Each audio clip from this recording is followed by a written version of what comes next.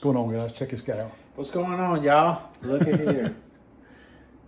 Oh, Pablo Esquivel. Finished product, paper tin, super clean. Is ready to go on the mannequin. This is Pablo's buck from Year and a half. 2 seasons ago. Well, yeah. Yeah, it would have been 2 seasons ago. We're going to mount him up today. We've been really busy, y'all. It's not that I like. It's been really hard to get my schedule and Daniel's schedule together. Like doing this today It's almost impossible. is an accomplishment. It's been a couple of times where we're like, we're gonna do it this week, and then something changes like last minute. Yeah. And yesterday we talked, and it was like it's now or never. So we got together. Luckily. That's almost going to throw the cape in the garbage if he wasn't going to mount Yeah, it. be like, well, it's what it is. Oh, well. We use carpet on there instead of Yeah. cape. We have to. We're going to mount the thing up, and it won't really be a tutorial video like the last one so much. But we're just going to mount the deer and talk to y'all, and y'all can comment and ask some questions if you want to.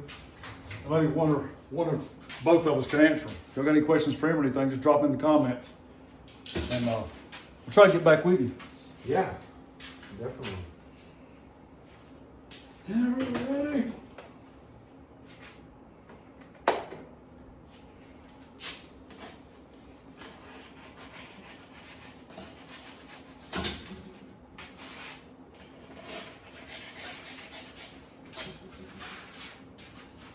No, I passed. Yeah.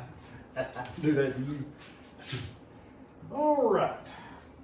We need glue. Really clean work, man. Like, really nice. This is gonna be. We can leave it like that, do too. You know. It'd be different. Yes, absolutely.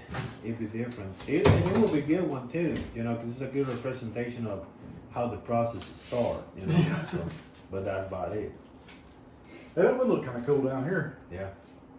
Having one. If I had a bunch of them in stages, Yeah. mounted up, just let them dry that way. Yeah, that'd be pretty cool. That'd be different.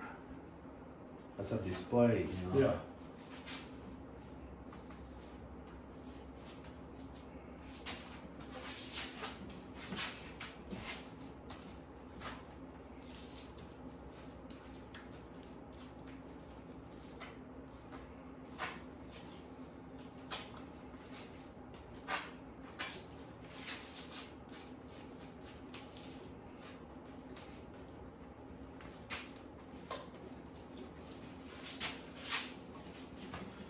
So at this moment, what my student is doing, no, just kidding.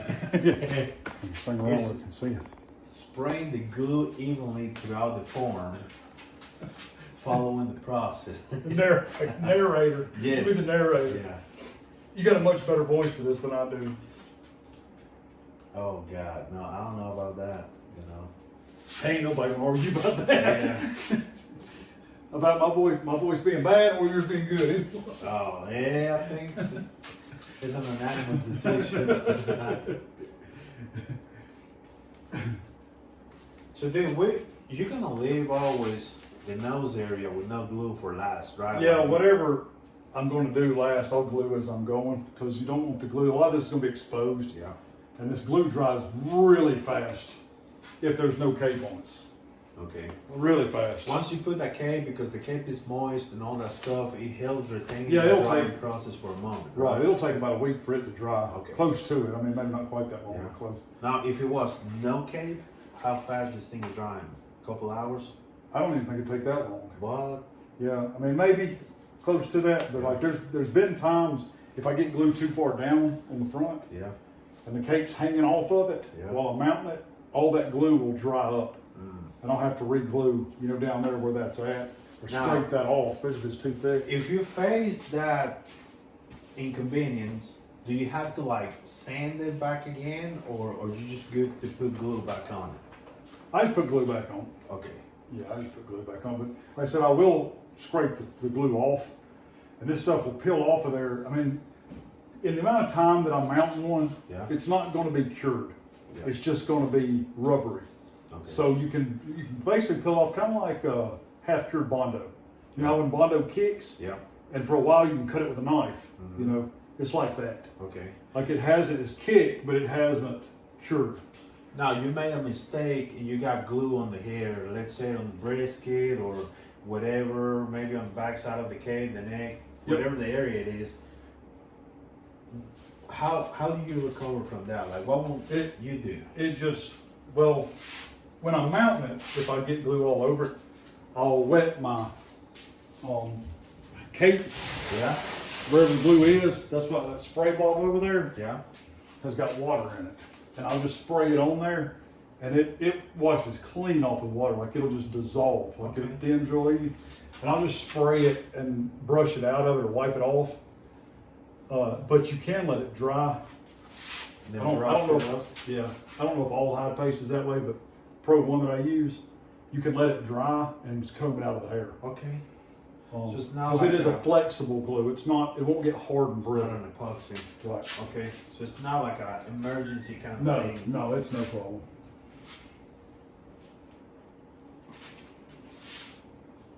It's just an inconvenience. It's not anything else.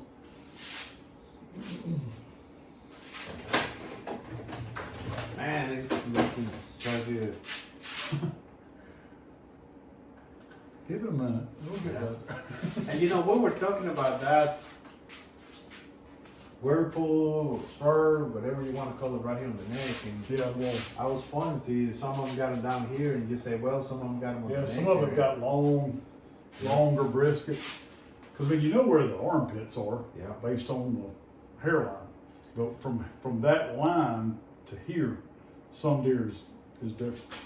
That's cool. It's really nice.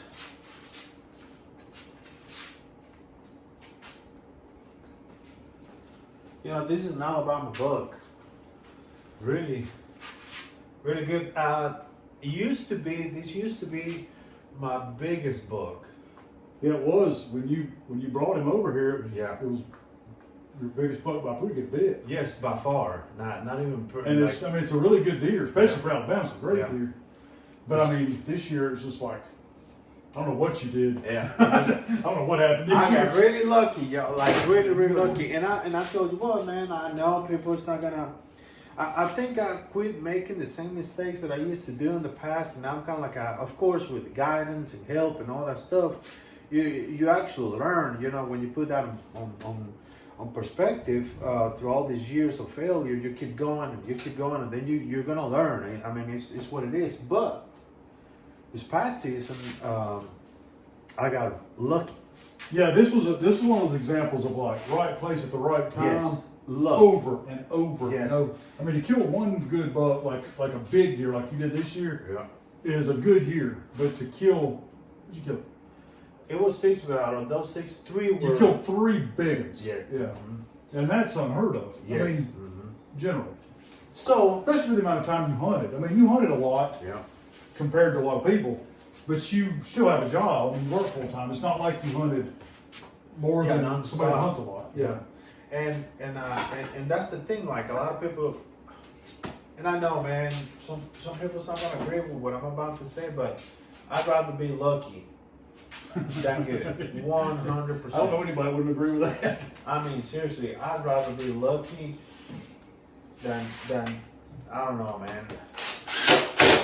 And this is just the perfect example. This is what I went through. It's just a perfect sample of what you said. Right place, right time. Just that simple. Yeah. Yeah, you were very consistent, but I mean, at the same time, I know one of the deer, you just went in there and shot him. You know what I mean? It was just like, you killed him just because you went that day. Yeah. And another one of them was sort of the same way. It was in a spot that you had never really been and just wanted to go see what it looked like. And boom, you know. And the other one, the last big one, it was in a spot that already had a lot of history with, we can say it like that. Yeah. But keep in mind that I haven't been in that place for 3 years. Yeah, right. So suddenly, remember I told you, I said, I'm going to go to Bikini Bottom.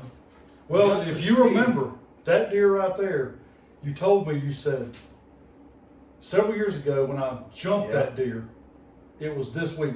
Yeah. And I looked back, and whenever it was that exact, it was like within a day or two. Yeah. And you just went in there just to see, and it was just one of those like... As an observation seat. Yep. And it was an evening hunt too, so I arrived... No cameras in there? No, nothing. I arrived like 10:30.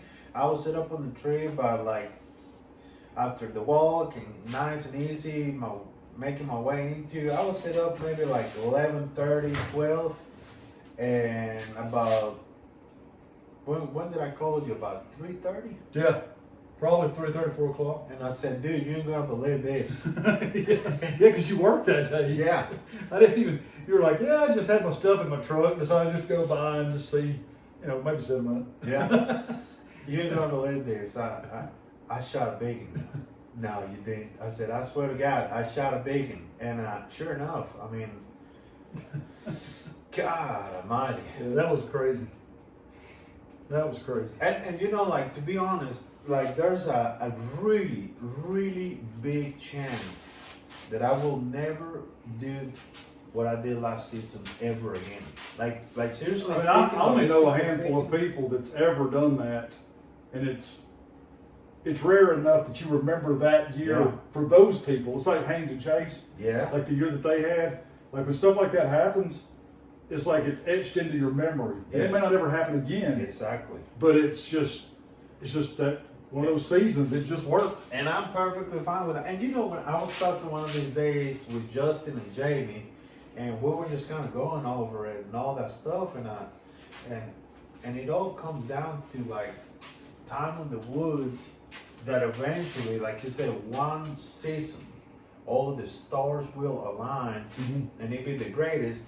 And next season, you may not even kill anything. Right.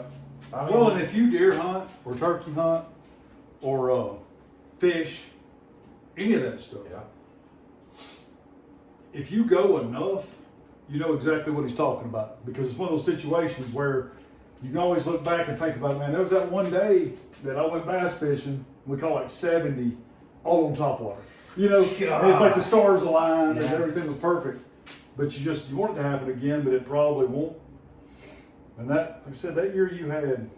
Now, and I'm going to say this, because it must be nice, hanging around them guys. And man, it's been 10 years of the struggle. Yeah, they just been hanging around nobody. Yes. You spent a lot of time in the woods. 10 years of hard struggle, and I finally caught a break. And it might be the only break that I kicked, Right.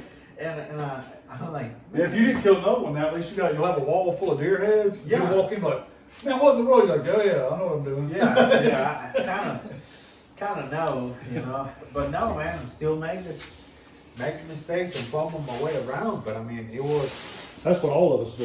Yeah. It was one of those things. But man, just being there got them deer killed. Yeah. Oh man, I ain't got nothing on camera. Well, I'm just not going through. Well, that big 8-point you killed, that last one. I mean, anybody else would have gone to the house. Yeah. They'd have been like, man, I've been working. I just want to go Yeah. eat, sit down. I'll try to remember if I remember. I'll put a picture on there where y'all can see that deer. And the funny thing, like you said, you were somewhere else. Yeah. And I called you. So I'm gonna go give it a shot. I mean, why not? Just I mean, Yeah, just to see what's in there. Well, you mainly wanted to scout it. Yeah. You wanted to go in there and sit, but you just wanted to see if there was any sign. Yeah. And then when I found the sign that I was looking for, I mean, like I got myself in a very difficult situation on a very uncomfortable terrain, but I decided to power through once again. And no, not you. Yeah, I was like, well, here we go again. The same. I've been on a few of those trips. Yeah, We'll just power through. Yeah, just power through this crap. And dude, I remember you told me so many times. It's like you're gonna find something that's gonna make you stop dead on your tracks, and then you're gonna make the decision of not continuing pushing because this is what you were looking for. And sure enough, that day I came across all that sign and then cluster of rubs and everything, the trail, everything was there. Like I said, I'm pushing no more. Yeah. Like this is it.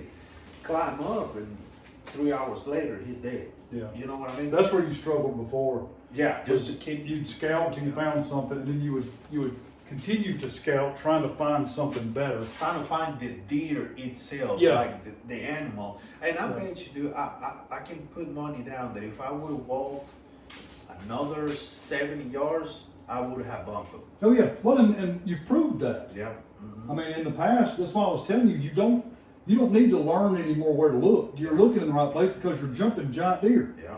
You bumped them for years and just couldn't kill them because you were walking into them. Remember, about 5 years ago, the same area, about 150 yards away, I took a shot on a giant. Yep. Never recovered it. It was a bad placement shot, a little bit to the back. We put a dog, never get it. That was on December the 22nd. Right. I shot this deer December the 21st. Yeah. Yep. Time frame. Right there. Date ranges. You know, yeah, so. Yeah. If a big deer uses a spot, big deer will always use that spot. Yeah, and there may not be one there every single year, just based on what's been shot in there. yeah. But there will be eventually. Yeah, it was one of those things, man. And y'all keep in mind, in the meantime, he told me, I killed opening weekend of the season, I killed 8 point. And he tells me, well, make sure to save a tag, because we're going to go deer hunting together at the end of the season. I'm like, all right. Yeah. So I saved the tag. I was like, okay, well, I won't even go hunt. I'll just work. Because I'm going to go on a hunt with some more of my buddies in January. So I was like, I'll just not hunt. And I'll hunt with them, save a tag for that. And then I'll save one tag for him. Well, in the meantime, I ain't been hunting in a month. Since like the 2 months. Yeah. Yeah. All my day We're ranges. saving that tag. We're saving the tag. Yeah, I had 5 or 6 big deer on camera. And some date ranges that I just skipped. Because I just wanted to go hunt with Pablo because he's my friend and he said save the tag. And then I'm in here working and I get a phone call. Hey man, I just killed a big one. I'm like, well, that's your last tag? Yeah. And he said, yeah. I said, dude. He said, well, we'll go anyway and I'll just shoot does. Yeah. And I was like, okay, good. At least I'll get to use my tag. And then he was Mandatory cover. just went, Yeah. yeah, he just went to work. Yes, So it was fine. So I went and killed a 5 point and another 5 point. Yeah. I killed 2 5 points. I was like, I'm getting my meat. I said, Daniel, you ain't gonna believe what happened. I just shot a giant. He said, what? I said, oh man, I tagged out. yeah, first thing. Oh, He did said, you what? really? I said, dude, I just couldn't let him walk. And it was with the bow as well, you know? So. Well, I mean, I wouldn't have let him walk. Yeah. I wasn't even deer hunting. And we were gonna I was like, still uh-oh. go. Yeah, we were still gonna go on the trip. And what, about 2 weeks before? Yeah. At the most, 10 days? Something like that. They passed us. She don't work. They're like, guys, we're gonna need everybody right here. And the days that I'm supposed to take off and all that stuff, everything, man, it was just like surprise. You know, like you got to stay at work. And unfortunately, Which it worked out because it was about 8 degrees that weekend. yeah, it was miserable. Yeah, and I ended up getting an invite to go down to a rabbit hunting club. Y'all may have seen that video. A bunch of guys that they got about 600 or 700 acres. They just rabbit hunt. And they've got some deer plots out there just to kill. They literally will go kill a deer just to make jerky out of. They don't like deer hunting. They invited me and a buddy to come down there and go hunt, and they told us to shoot the first thing that walked out. Said, y'all kill deer. We don't like them. That's crazy. So I filmed the 8 point and a couple other smaller bucks. They got so mad at me. I was like, man, I got 3 days. Like, I don't want to just shoot the first thing, you know. They're like, no. Well, that last afternoon, I told myself, well, I'm just going to go in here to these scrapes, sit on the ground, and the first buck that comes to these scrapes, I'm shooting him. I was there for about 45 minutes. He come walking in there. So I toasted him. Yeah. And it's funny because, you know, We both bucked out. Yeah. Mine just looked a little different. yeah, and prior to that, we go on a trip. We wasn't even like, we didn't even plan that trip. I ended up going to the Midwest. Your first one, yeah, your first, second buck. Yes, my first buck ever on the Midwest. Go out there on this piece of public, shot him, tagged out. I called him. Well, finally got a reception, so I called Daniel. Dude, I shot him, this and that. And he's like, hey, do you want to come? We're heading this way. You want to go? And I said, yeah, I'll be there tomorrow evening. So we made it on the spot, had a blast, deer camp pretty much.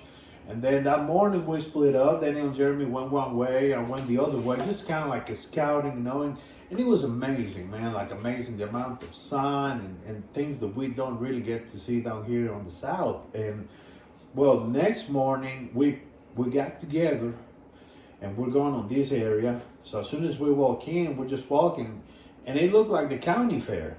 You know, there's blinking lights. And it was early too. Oh, it was like 4 in the morning. Yeah.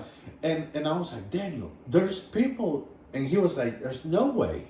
And I said, yeah. And sure enough, as soon as you started walking, there was lights all over the place. And so we started like figuring out how we're gonna split, where we're gonna split, and we're gonna have to be really close to each other's because everybody's on that side, right? So we end up splitting. Daniel stays, Jeremy and I, we go, and then we get to this kind of like a funnel in the woods. And I said, I'm going right because I got to climb now, you know. So Jeremy said, okay, I'm going to back out. He backs a little bit, and I go about 100 or 150 yards, climb the first level. This is already gray light, so I'm already kind of like, you know. A little bummed out. Yes, there's nothing worse than that, man. Yeah. I climbed up. We're texting. Daniel said, shot a giant. Yeah. And I was like, oh God. Yeah, I had a 170 probably, 10 point. Come 20 yards, and I was sitting there with the deer come out to my right, and I'm right-handed, so I had to get spun around. And by the time I did, he'd come down the trail and turned and smelled some does that were crossing the field upwind. And he just turned and just started dogging out through there. By the time I got him stopped, he twisted and I shot too soon. Shot him in the back. Well, this is at 7? Yeah. 7:30 in the morning, maybe? 7 Somewhere o'clock. at least. And I texted him, said, I just shot a giant, but don't get down because I hit him really high. Where I hit him up in the back strap, if it wasn't a spine shot, I knew the deer was good. So we're just going to keep hunting.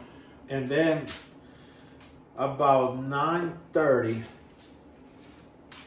yeah, roughly, Probably, yeah.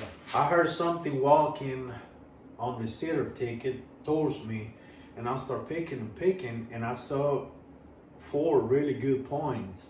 Mm-hmm. And I was like, oh God, here we go. Man, and I get on full draw, and he steps out of the thicket, and I just shot him. Boom. Takes off running. You know, found some blood and all this stuff. About 20, 30 minutes later, climbed down, and the same arrow that I used to shot the first buck on the other state, that's the same arrow that I used on that one.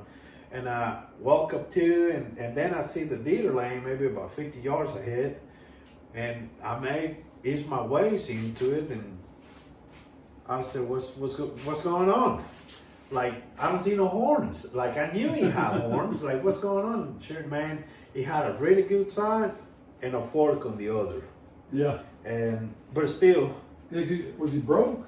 No, remember that he only had a fork. Just had a, yeah, it was He didn't one even side. have a brow tine. He just a weak, really weak side, Yeah. and then a good 4 point on the other side. So call Daniel. We got a long hike, and everybody's loaded, and it was getting warm. So I just did kind of like started gutting the deer, and I said, you know what? I'm just gonna go ahead and quarter him up. Mm-hmm. And that's when I did that Rambo kind of thing that I just kind of like wrapped the legs and all that to him around my neck like a collar, put my pack and all that stuff, and I start heading out. Because, you know, I didn't want Daniel to go all the way out to drop the stuff and then come all the way in to help me picking everything up and then all the way out back again, right? Luckily, as I'm stumbling through the woods and I come out of this open area, I see 2 silhouettes, kind of like walking, and I was like, I know that. Like, I know who is that, and it's Daniel and Jeremy. And I was like, well, they're like, what in the world is this? Like, Jeremy said, I should have seen him. He had the deer quartered, and the skin was, you would skin them. Yes, lift the skin so The skin was still on them. Yeah, so the Yeah. men didn't. No, I removed the skin. That's what I was thinking. It was off. They were skinned. Yeah, but I had the bones. But you had them all tied together by their feet. Their feet were still on. And he had the feet all tied together with rope and had it wrapped around his neck. And there was legs hanging off up all over the place. Yeah. So the hindquarters and the front shoulders, and then the tenderloins and the back straps in my backpack. And we made it out. Turn this just a little bit. So we made it out. We go to camp. The funniest thing ever, we lit up the grill, and Daniel threw some steaks Right then. back, like immediately, like it's been within a couple hours of that buck being shot. And it was one of the best steaks That I was ever so had. good. It was extremely tender. The way that Daniel cooked it, like medium rare, I want to say medium rare, I don't know, but it was phenomenal. And we had a lot of fun. We slept that day, recovered. Next day, I head back to the house. Daniel stayed out there. And about a week later, Yeah. that I called having a heart attack. I called him on distress, saying, Daniel, I just shot a giant. What was a giant? What are you talking about? And I said, a true giant. Like, where you at? Right here. Oh my God. And he's already got, now y'all keep in mind, he's already got, what the first year score? You rough him out like a 132. Just, yeah, that's right. Because we scored him when you came back Out there, yeah. So he was 130s, and that was a bow kill. Yeah. Then the second one was a bow kill. Yeah. The first one 130s, and it was a 52-yard shot. Yeah. On camera. Drilling, yes. Yeah. You got to be kidding me. That's what Daniel said again. And I said, I swear, you want me to get to? And I said, no, I'm on my way out already. Because y'all got to think, too, this is still, what's the date?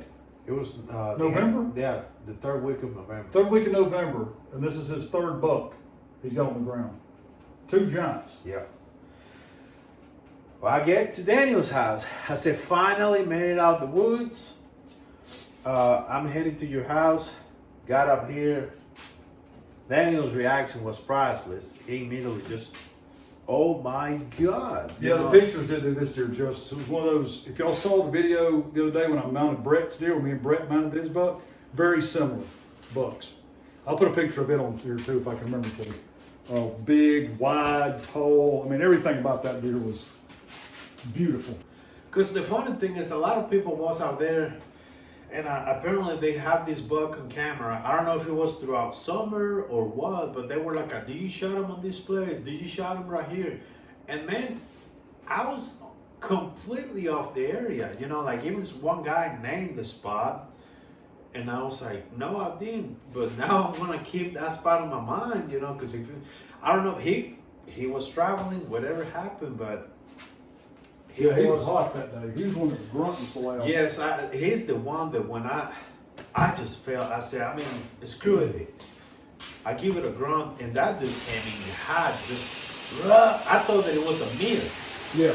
You know, when everybody talks about that buck roller, Right.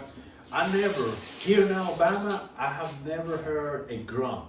Mm-hmm. And that day when that buck roared, he didn't roar like maybe like a Midwestern buck will do, but he just went, ah! Yeah. You know, like, man, anyways, after he was dead, and you could smell the man, he stunk so bad. He stunk when you His got him here. dorsals were jet black. He was like rotted out. His neck, everything. It was just an amazing experience.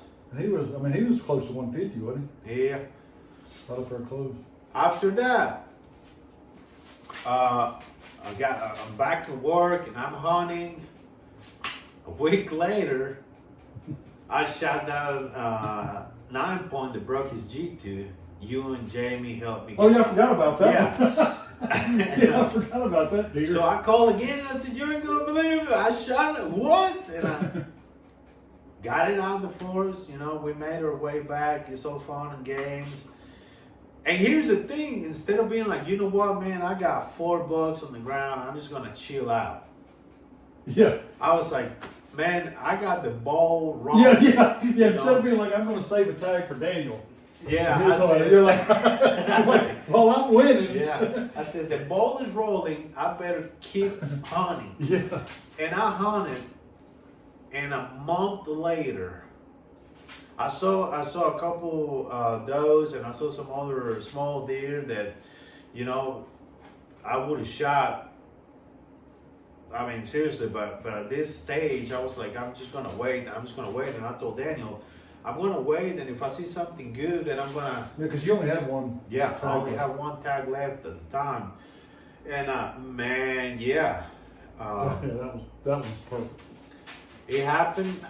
So I ended up going to Mississippi with Daniel and Jeremy to do it yourself, and man, we hunted hard for 3 days.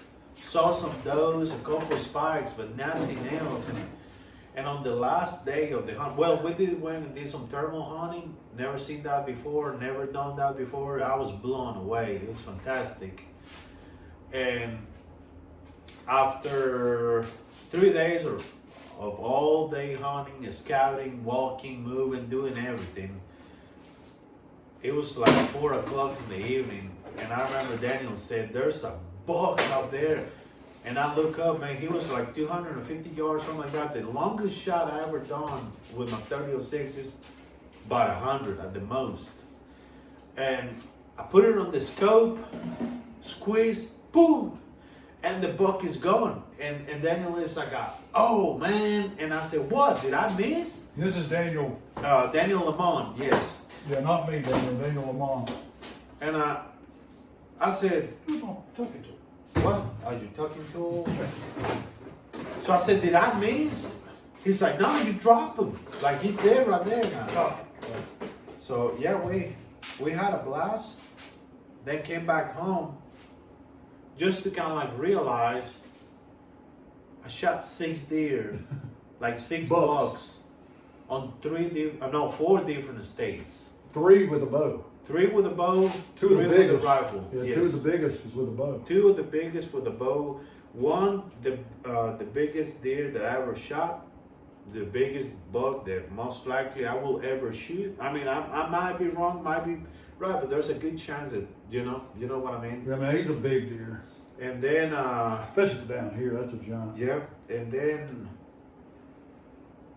just kind of like a gathering my thoughts around how lucky and blessed we are to do this, and the season that I have is one for the ages. It's just simple like that. Yeah. It's, That was one of those seasons that will make this season a whole lot more fun. yeah.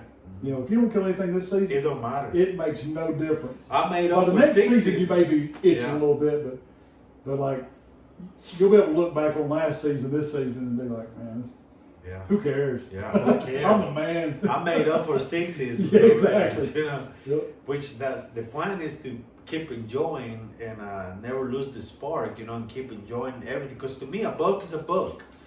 But now I understand why these guys talk about, chasing these other animals. It's a completely different beast. Yeah, it's fun. It's fun hunting big ones. But I'm like So- you too. I mean, a buck is a buck. And a lot of it depends on the situation too. Yeah. Now. Definitely does. It's fun to shoot. Yes, it is.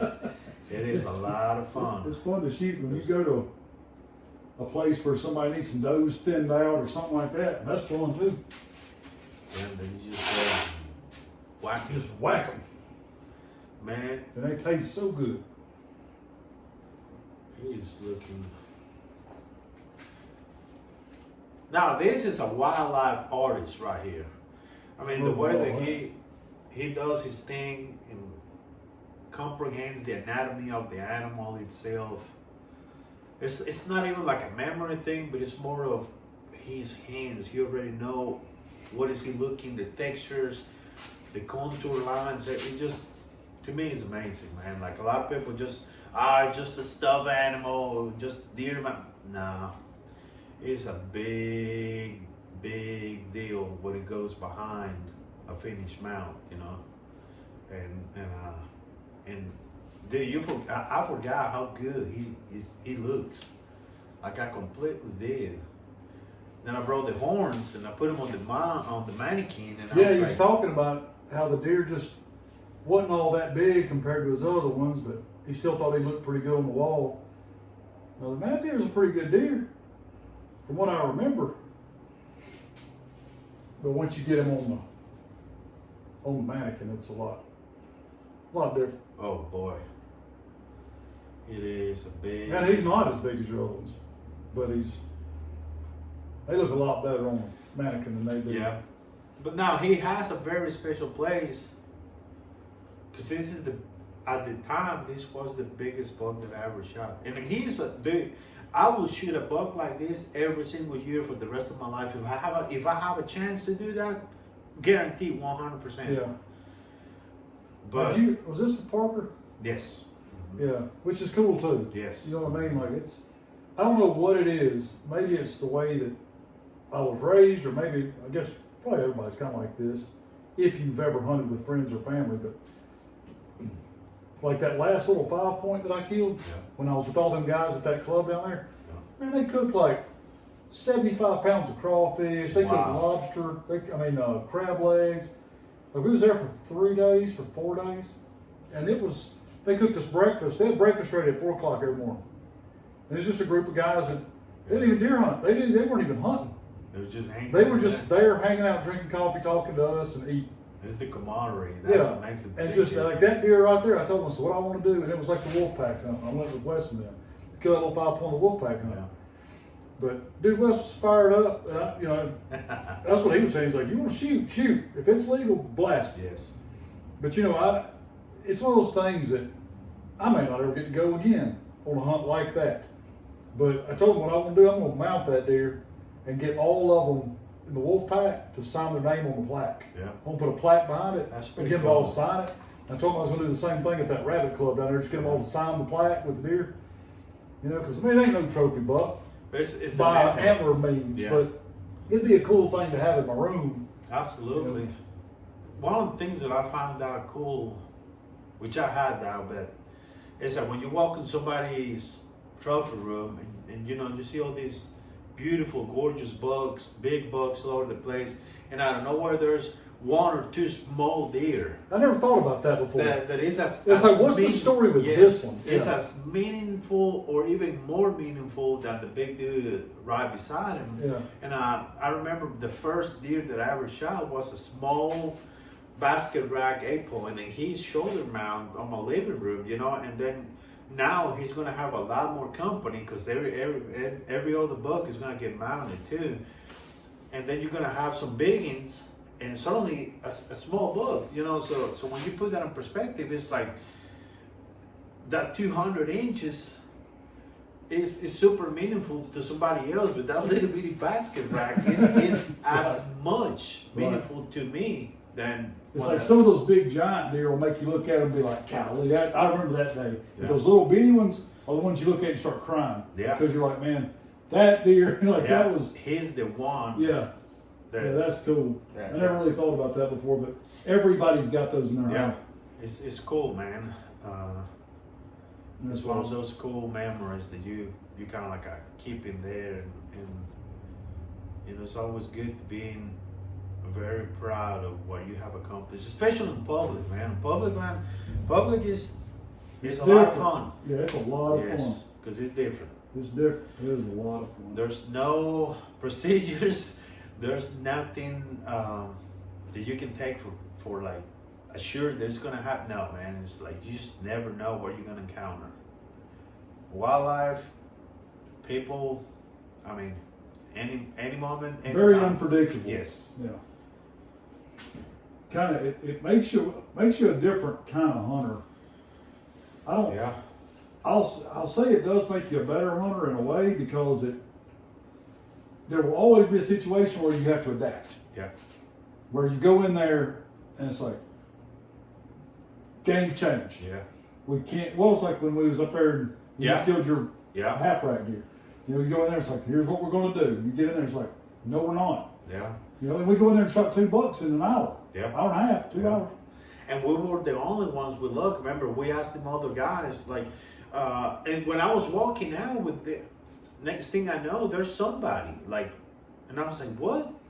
And I said, hey, bud, you know, he said, yeah, we're coming from the private side. So that's why. A long way. Yes, the long, A long long way. They were coming from the private area back into, and I was like, what's the point of even doing that? But I mean, that forced us to make a split-second decision, because it's like we got to do it now, and we end up having a blast. But yeah, it's like, this is what we're gonna do, and we did not. And the funny thing, right before we stopped real quick, and I said, Daniel, there's a giant on the other side right there. He said, no, it's not, because Daniel is parked right here on this side, he cannot see it. And I said, I swear in the name of Jesus. Yeah, I was like, I don't see nothing. I know he's right here. I said, I swear in the name of Jesus, there's a giant. And my goodness, we're talking about a giant. Yeah. Oh. Just right there on the other side of the road where you are not allowed to hunt. Yeah, huge deer. Standing right there. It was gorgeous. He was gorgeous, and he's his way out, you know. So we were pumped about it. Like I said, Daniel took a shot on a monster, and you know, here we are. And I forgot about that too. We started talking about it, and that's making me sick again. Yeah. That deer was so big. And that was just 100% my fault. I had the shot, had him dead to rights. I just rushed it. We also got to experience another fellow hunter shot a giant 200 plus inch deer on public, and I have never seen anything like that in my life. To me, for somebody like me, it's like a once in a lifetime being able to see. Somebody like anybody. Yes, but like at least being able to see it. Yeah. You know what I mean? Like you can see it out there when they got it mounted on the shows and all that, but being there present, Yeah. it's a completely different thing. And Yeah, that's nuts. What? Especially for us southern guys. yes, I don't know yet. I talked to a few guys since I've started hunting some out west and up north and stuff. I've talked to a few guys that were locals, you know, that were hunting some at public land in different areas. And a lot of them have actually killed deer that were around 200 or over 200. And that to me blows my mind. You know, like down here, I mean, our deer just don't get that big. They don't. I mean, just a very small handful for very specific reasons. it's And really rare. yeah, I mean, it's a genetic thing. It depends on where they're brought in from. I mean, half of them are not even Alabama native deer. So like, that's crazy, but I don't know. Y'all let me know. Y'all guys that live up north and Midwest, like how many 200s do y'all see up there? Like, is that fairly common? Because man, you know, people don't advertise and don't say where. Don't comment where y'all are at, where you're hunting, nothing like that. But, it's interesting to us. And we had this conversation. Remember, we had this conversation on our way back. No, it wasn't actually on our way back. It was when we were already at the house and all that. And we're talking about like what a great place. It spoils you, change your mind, and it makes you like, man, they got it all and all that stuff. But then when you start thinking about the locals of the place, if we're walking into the spot and there's already lights all over, think about the locals being like, dude, you know, we grew up hunting right here with our family and friends and things like that, and now you can't because there's so many out-of-staters. Exactly. We're running into people. We're walking in from our private property. Yeah. We got people all over. It's like, I don't know, man. Like I do feel sorry for a lot of locals up there. Yeah. Because of us coming up there because of what we don't have down here. And I didn't really realize, I didn't really care, honestly, to begin with. Yeah. Until I started dealing with it during turkey season. Yeah. Here. Because now we get flooded with out-of-staters during turkey season because we open first. You know, we're not necessarily the greatest turkey state, but there is an earlier season than what you're going to get as you move north. So we have a lot of non-residents and turkey hunters down here, and it definitely puts it into perspective. Yeah. How you need to act and treat the locals. I mean, just cause, like you said, they may have grown up hunting there. You know, you hate to take that away from somebody. It means too much to a lot of people.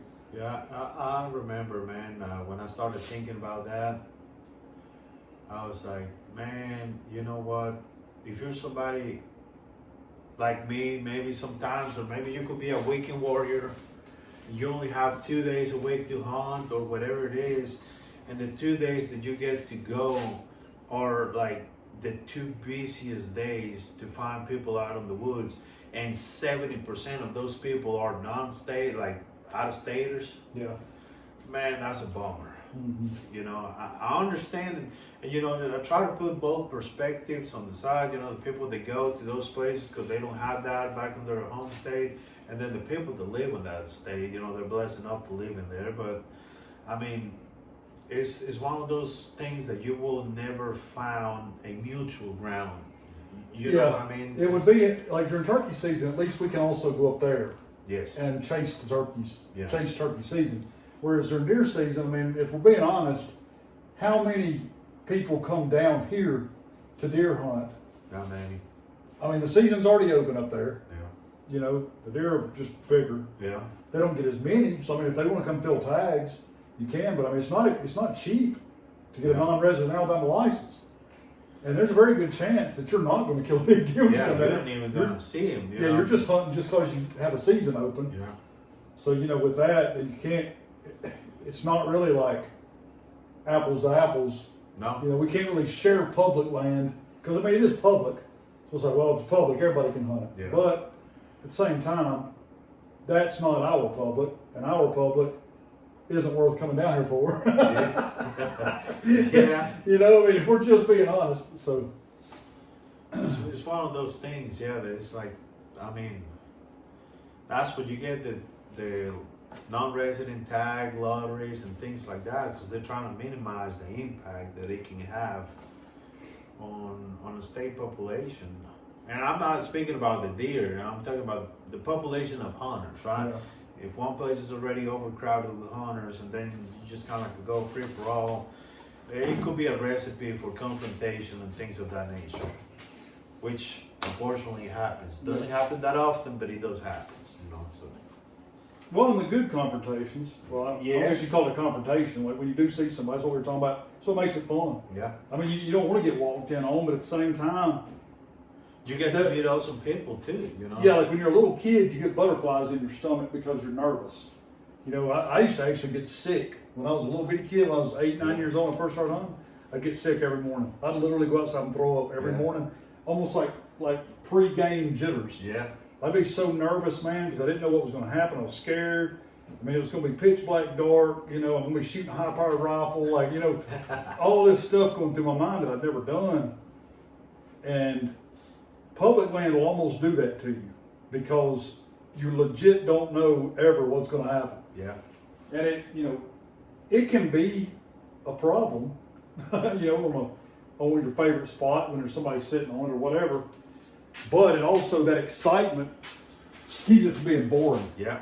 Dude, and you know, you can get real complacent in a box stand in your backyard. Yeah. And as much as I love doing that, it's public land changed the way that I thought about hunting again. It makes me feel more like I did when I was a kid.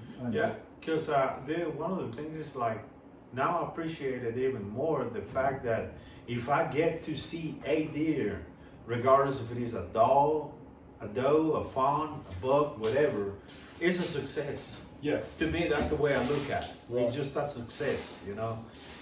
Anything else, you know, is better. But yeah, public is a little bit different on every single aspect that you can think of. Don't get me wrong, I wish I would have private that you can, you know, do whatever. That's one thing I did when I went down there this year and hunted. That was the first time in a while that I've hunted private. And it is nice sometimes to have that camp and comfort, you know, because like, dude, it was like single digits. And we were in boxes that had 30-pound propane heaters. Oh, man. And buddy heaters, you know, in them. Like you just go in there and turn the heat on. Yeah. That is nice. I mean, I was like, man, I forgot about this. Yeah. That's so cool. I got to experience that one time and it ruined me. You know, I was like, oh man, we've been doing this wrong for years. You know, It's different. not only the hunt itself, but it's like the setup. Mm-hmm. Incredible. So what we decided with this book is like, especially on the ear placement, instead of being just straight up like this, he's gonna have a little tweak to it. Yeah, we're gonna pin the ear back. The other one's gonna be back and kind of. Just reminds me when he was there and I was scoping him. I shot him with a rifle. His ears were constantly going one backwards, the other one forward. Just kind of like, you know, scanning around and all that stuff. And I think it's gonna look gorgeous. One ear pinned back and the other one kind of like forward. Definitely super excited about it. Man, he's wide, man. Yeah, he's gonna be pretty. I'm in love already. I mean, like now that you put the skin back on and he's on the form, getting back in shape the way that it was when I shot him, it meant so much. And now that you can look at it, oh my God, yes! Look at that. He's starting to look like a deer again. Here pretty soon, he's gonna have a little personality. Oh God, man, that's a big buck. Dude, that's a big one. Like, you know. He look good next to that other one, ain't he? Yeah. And then we got 3 more after him. Ready to go on the wall. You'll have, that'll be 6 you'll have on the wall? Yes. Oh. And a lot of skull mounts, you know. And don't get me wrong, I got a lot of skull mounts, and a lot of those are spikes. You know, but hey, it's part of the process, and it was my trophies, you know, the ones that I harvested. Yeah, I'm not saying you're gonna do it again. No, We can count them out. yeah, no, not doing it again, because I have recovered. I'm a recovered person. No, I'm saying I'm not saying you won't do it again. No, I won't do it again. I promise. Yeah, I promise. Really? Yeah, I'm not gonna. That's shoot. saying something. You're out on spikes. Yes, I'm saying this on video. Graduated. Now. I graduated from the spike management I'm not saying there's a problem with it. university. You've just always been the spike master. Yeah, but now don't get me wrong. If I see a 4-point, you know, he might get lit up. It's not a spike. It's They get whacked. Yes. Yeah. So with the spikes, I learned a lot. Believe it or not, I learned a lot. Well, you told me too when your season was kind of over this season. You know, we've always kind of almost joked around about Jamie McKay Yeah. because he always says, "Man, you better be careful what you shoot. You only get 3. Yeah. Somebody's only get 3 buck tags." And I mean, man, look, a lot of people here, especially, they're lucky if they see 3 bucks a year. Yeah. But Jamie won't pull the trigger unless it's a 140, Yeah.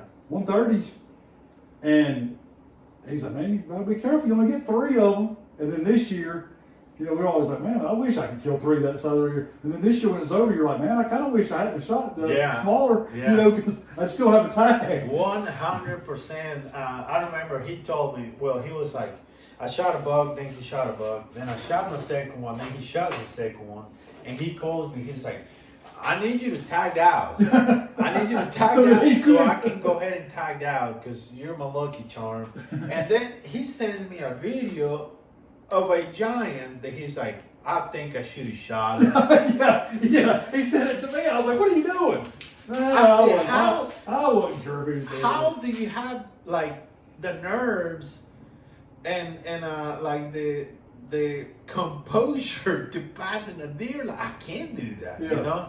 And sure enough, he does that. And what? 2 weeks later, he goes and shoots a giant, like 150 something inch deer.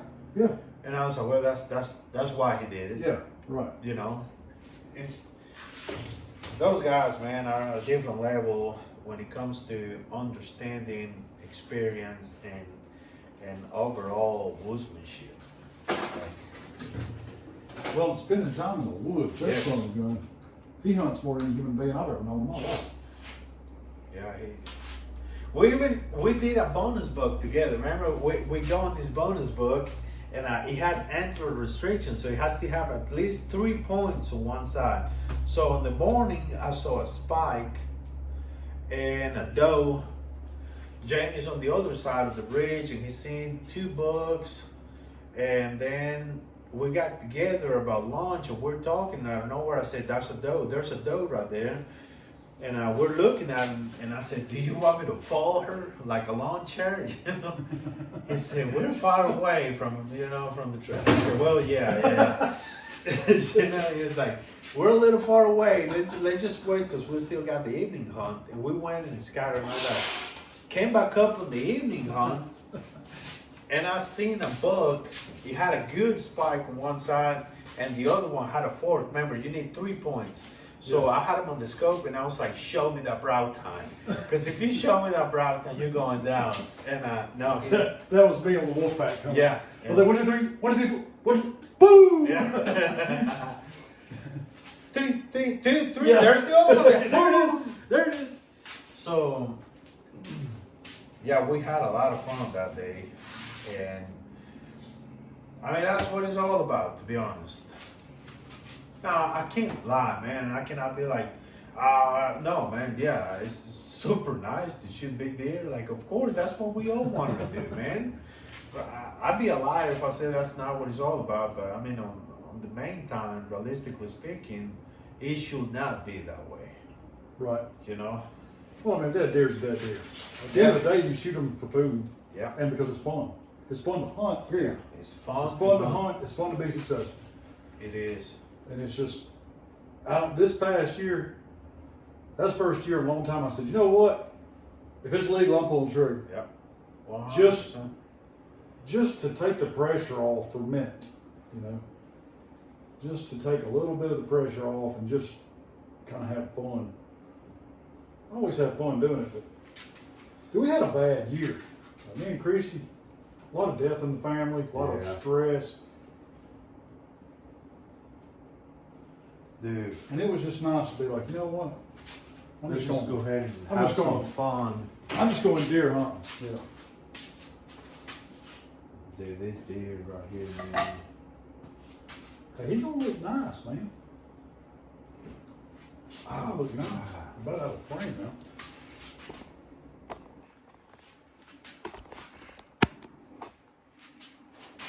Yeah, he's going to. There we go. Let me get out the front right here. You ain't gotta get out of the frame. No, just to admire. Oh. I love the ear placement. I seriously do. Love the ear placement. You like it? Does it look good? A little bit offset, tucked away. One of them is a little bit higher than the other.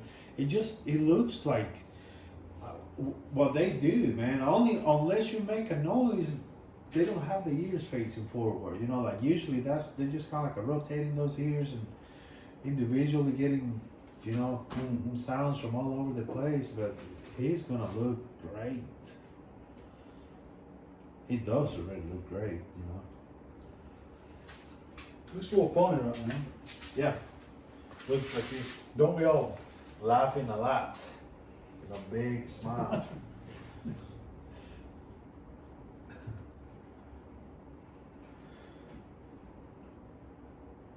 Like that. So you put a piece of tape just to. Now, have you ever tried some of those pieces that they sell for the needle protection on your thumb and all that stuff? Did you find You talking about like a thimble? Yeah. No, I don't. Find it a lot easier just like that and put some tape on the other finger just to protect it. Yeah, because all I'm doing is just pushing with the side of my finger, pushing the needle so it don't go through my skin. Yeah. I probably wouldn't even need it now. I'm getting these skins are so thin that there's not any pressure. Yeah. And I got in the habit of doing it because used to, man, I was mounting 3 or 4 deer in one day. And my finger would be wore slap out. I was also mounting with a more wet cape. So my fingers would get wet, stay wet, and then it'd just tear my fingers to pieces. But And I wish we would have shown that, but the skin, man, the skin is like paper thin. Some places it's almost like you can see the hair follicles on the backside, and especially if you get around the mouth area and all that stuff, it's almost translucent around the ears, yeah, they the call it getting it eyelids. down to the blue, is what they say, like guys that are working tannery stuff, because that blue, Mm-hmm. where it's like you can see the color of the follicles through the leather, it'll turn almost like a blue. It looks like a blue tint.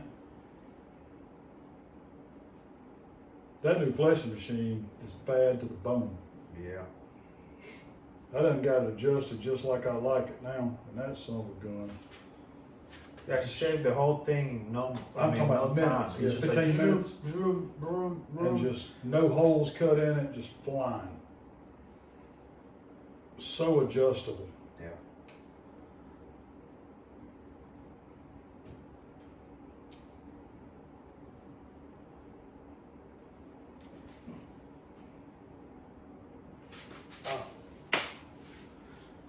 I think I was trying to find the hole where I shot. Oh, this is That's it right there. This is where it went in like that.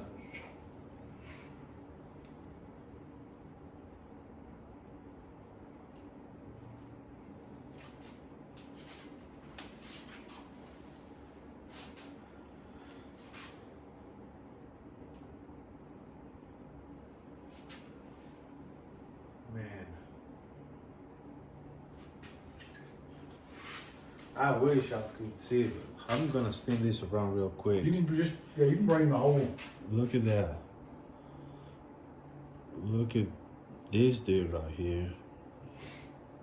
And then look at where there, right there. That is a big deer. A big. I mean, all of them are big. Every single one of them. And this one is big too. I really like what I'm seeing.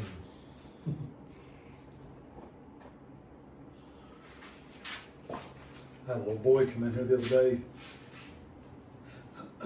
with his daddy. They come and dropped the deer off. And little boy walked in. He said, "Oh my gosh!" I said, "What is it?" He said, "This place is awesome." He's probably, I don't know, 10. Oh, absolutely. Something like that. Yes. But he, like, I guess he'd never been in a taxidermy shop before. But the fact there were deer hanging in there, Yeah. and then he went back there and looked at the racks and like Blew his mind. everything. I mean, he even liked the eyeballs. You know what I mean? He's just like, "Oh, this is cool." Yeah, definitely. I can see that, man. For somebody like me, it's amazing. You know, and I think about a kid, you know, it's even more amazing.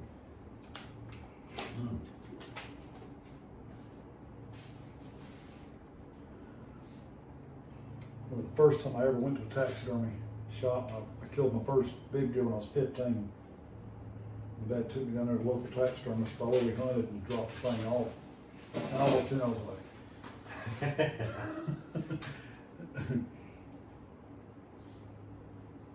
Yeah, you know, the small 8-point that I shot my first buck, that I dropped him on the taxidermy shop that is now gone, they're no longer in business. We're talking about how many years ago? 7 years ago, 8 years ago, whatever it was. They only have some of the finished bugs outside. You know, like just hanging right there waiting on the customer to pick them up.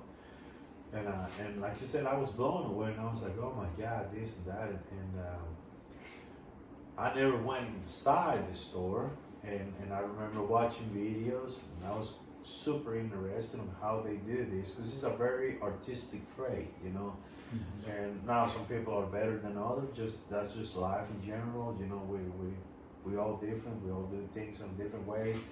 You know, and somebody might like better what Daniel does versus the other guy, and things of that nature. You know, but when I actually got time to spend with you, see you working and see the steps and everything that you did, man, that's when I realized, like, man, this is. there's a lot more goes into it than I thought there was. Yes. When I first got started.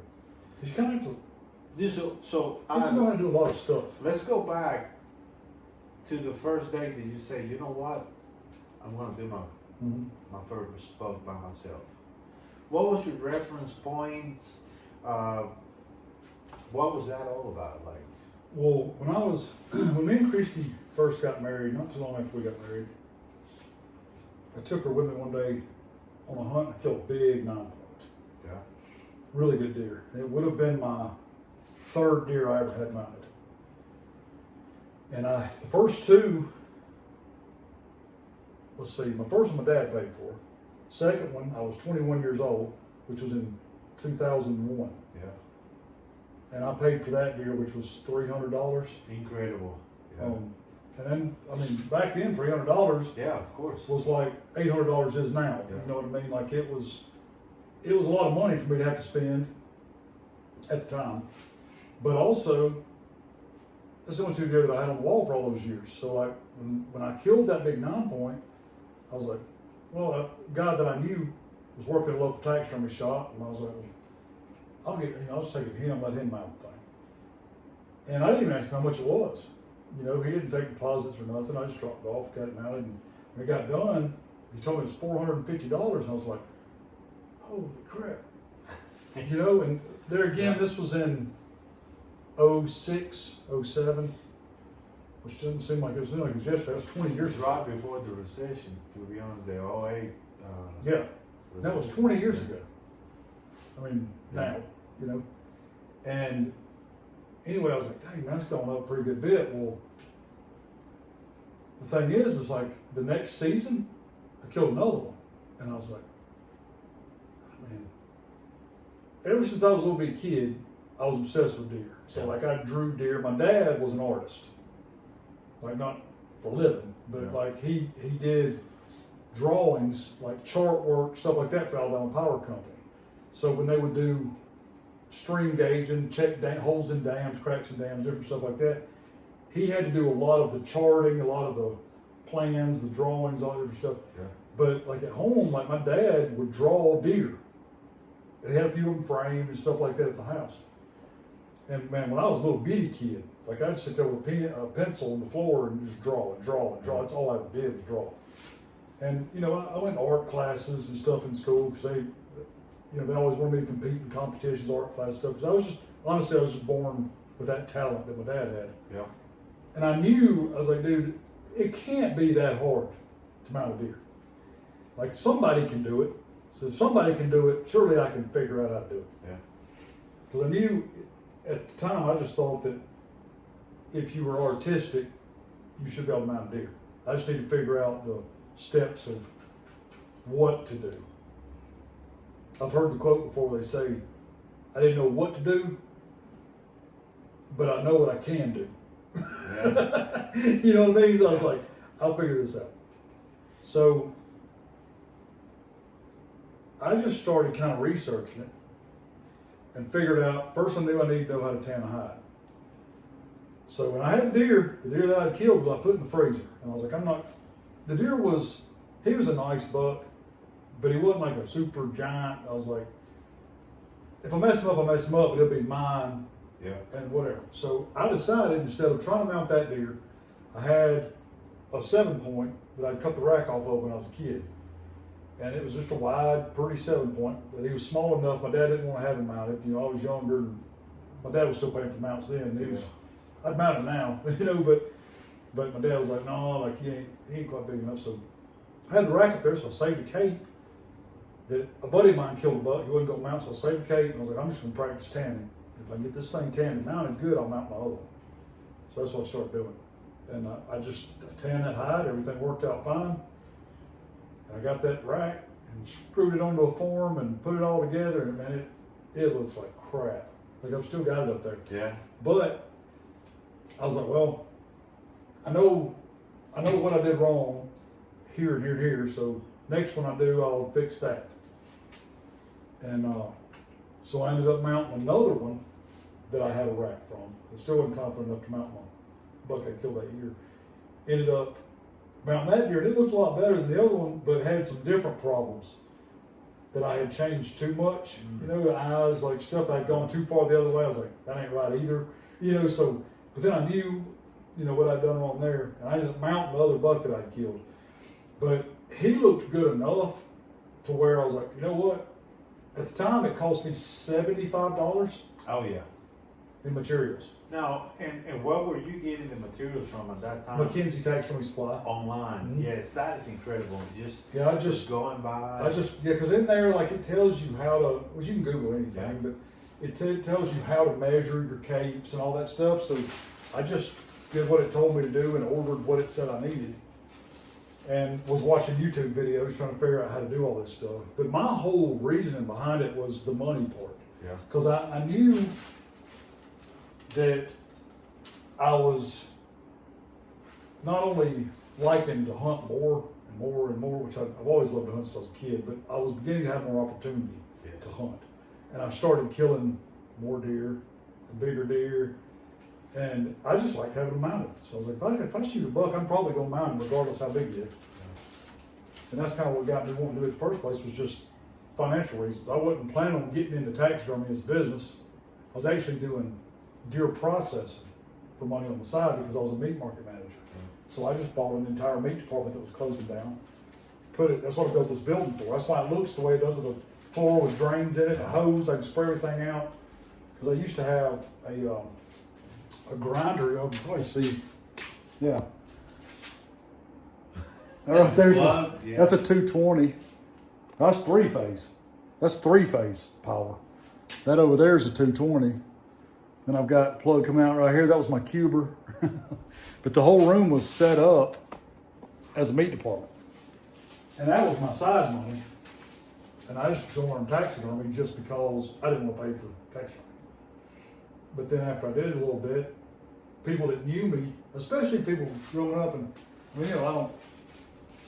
I'm definitely not the best artist there is. I don't want to sound conceited or anything, but people that grew up with me, that's what they knew me for. Yeah. Like in school, I was always drawing stuff. Yeah, everybody knows that guy in school. It's always drawing and doodling. And I want to say that, like, I got one of Daniel's drawing on my house. Is that bug? Not on your house.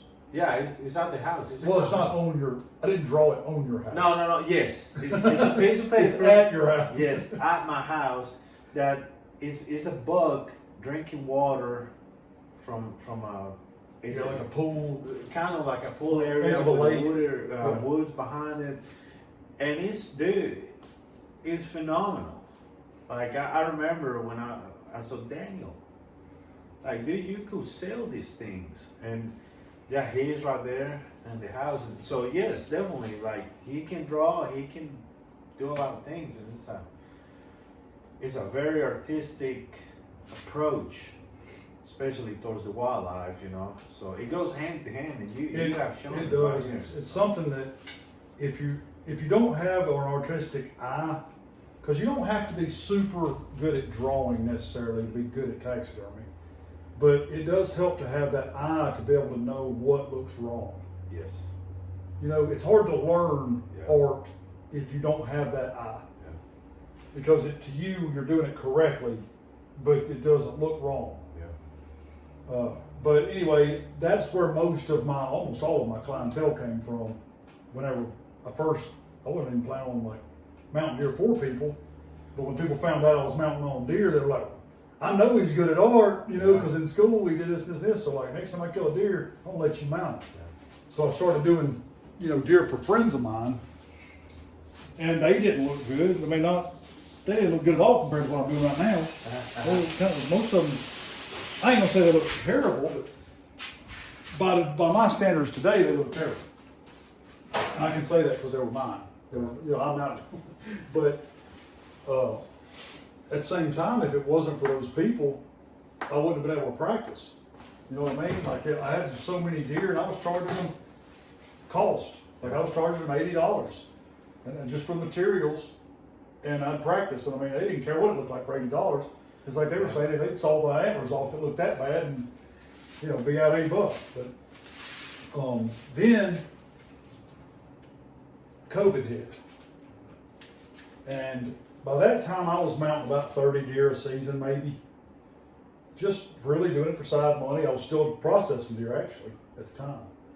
But the year of COVID, everybody and the mother was home from work. Yeah. So people who had never deer hunted ever decided to hunt. Yeah. And people that had never fished decided to fish. And it was just like craziness. So that year, my business like tripled because there were so many people in the woods. So many people had killed big deer. A lot of women and children that had never hunted before kind of took it up that year. A lot of people, that had never even been in the woods. All of a sudden we're killing giants, you know, just in the backyard because they were just hunting. Yeah. And that's when I ended up really thinking, you know what, like if I could mount, because that year I think I got like 80. I was like, if I can get 80, like I'm right on that threshold of I could just about quit working. Yeah. Because my house was almost paid off. And, but it really, dude, it seriously went, within 6 years. You just took off. Well, I went from thinking I'm going to try to mount a deer till I quit work. You know what I mean? And you can look back at my old videos. When I say old videos, my channel is only, what, 4 years old? Or 5. I think it's 5 years old. I started it right after my heart surgery. And that was in 01. Sometime in 01. So when you look at about 5 years.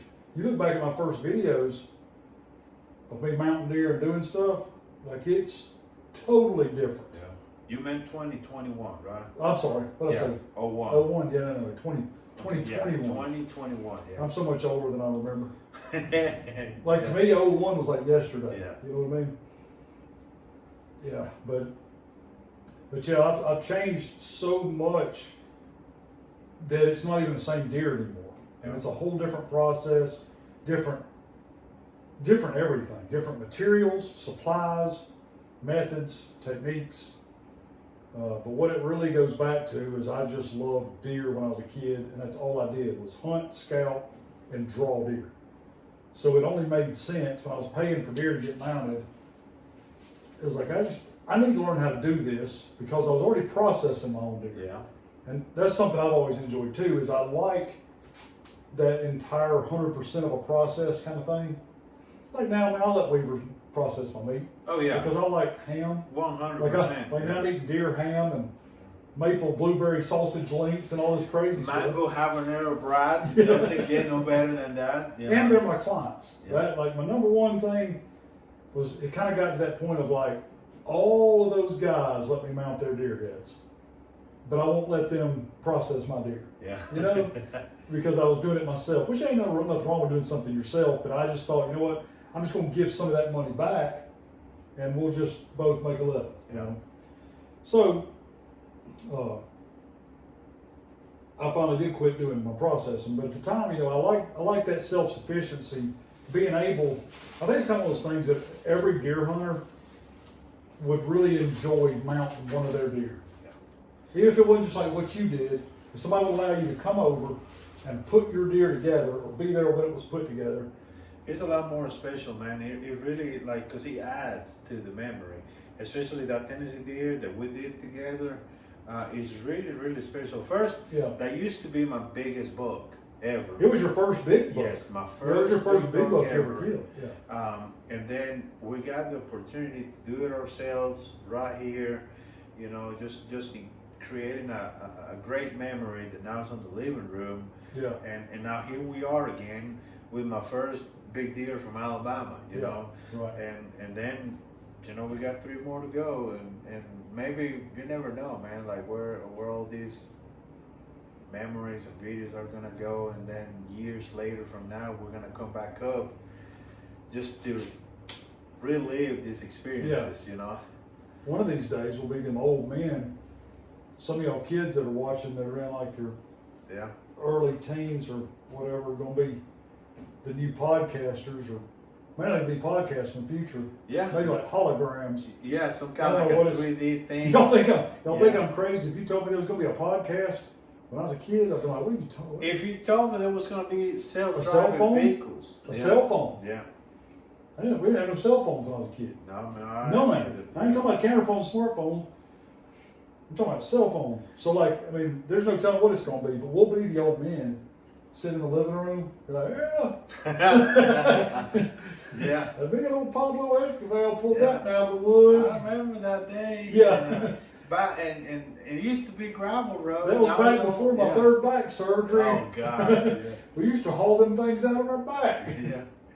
Used to be gravel roads, now it's all paved, and they got a subdivision. And we laugh about it now. We're gonna be watching this video in 20 years, and we're gonna be sitting there crying. Yeah, I'll be like, man, It's terrible. There are some places where development, the development is unedible. Yeah, it's Like coming. it's coming. It yes. always has, and it always will. And right here, specifically speaking about the area where we live, it's been constantly growing at a really fast rate, and it has to do with all the space center and all that stuff that they're bringing back in. It's increasing jobs. And you know, it's good for the state. It's good for the people around the businesses, the local businesses, and all that stuff. But unfortunately, you know, it's like any trade-off. You know, when something goes up, something else is gonna come back down, and then I mean, that happens. So people might be upset about it. Well, it happens every generation.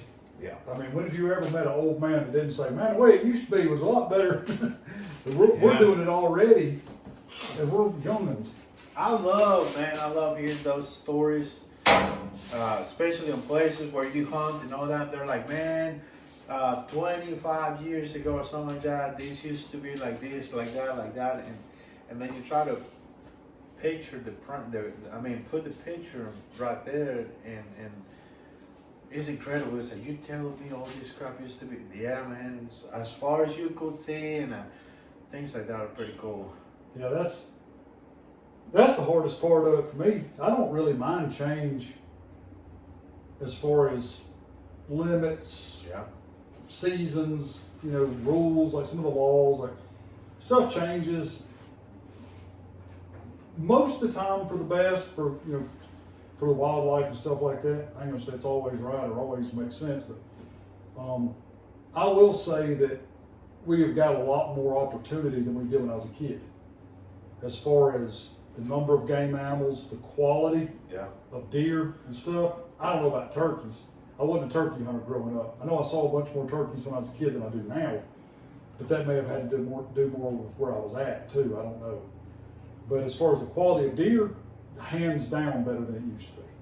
And we're much more strict on management than we were. When I was a kid, there wasn't any management. You killed a buck a day. Yeah, to me, that's insane. A buck a day and 2 does a day. Throughout the whole season. You kill 3 deer a day for 3 months. Wow. Yep, a buck a day. And, dude, that is mind blowing.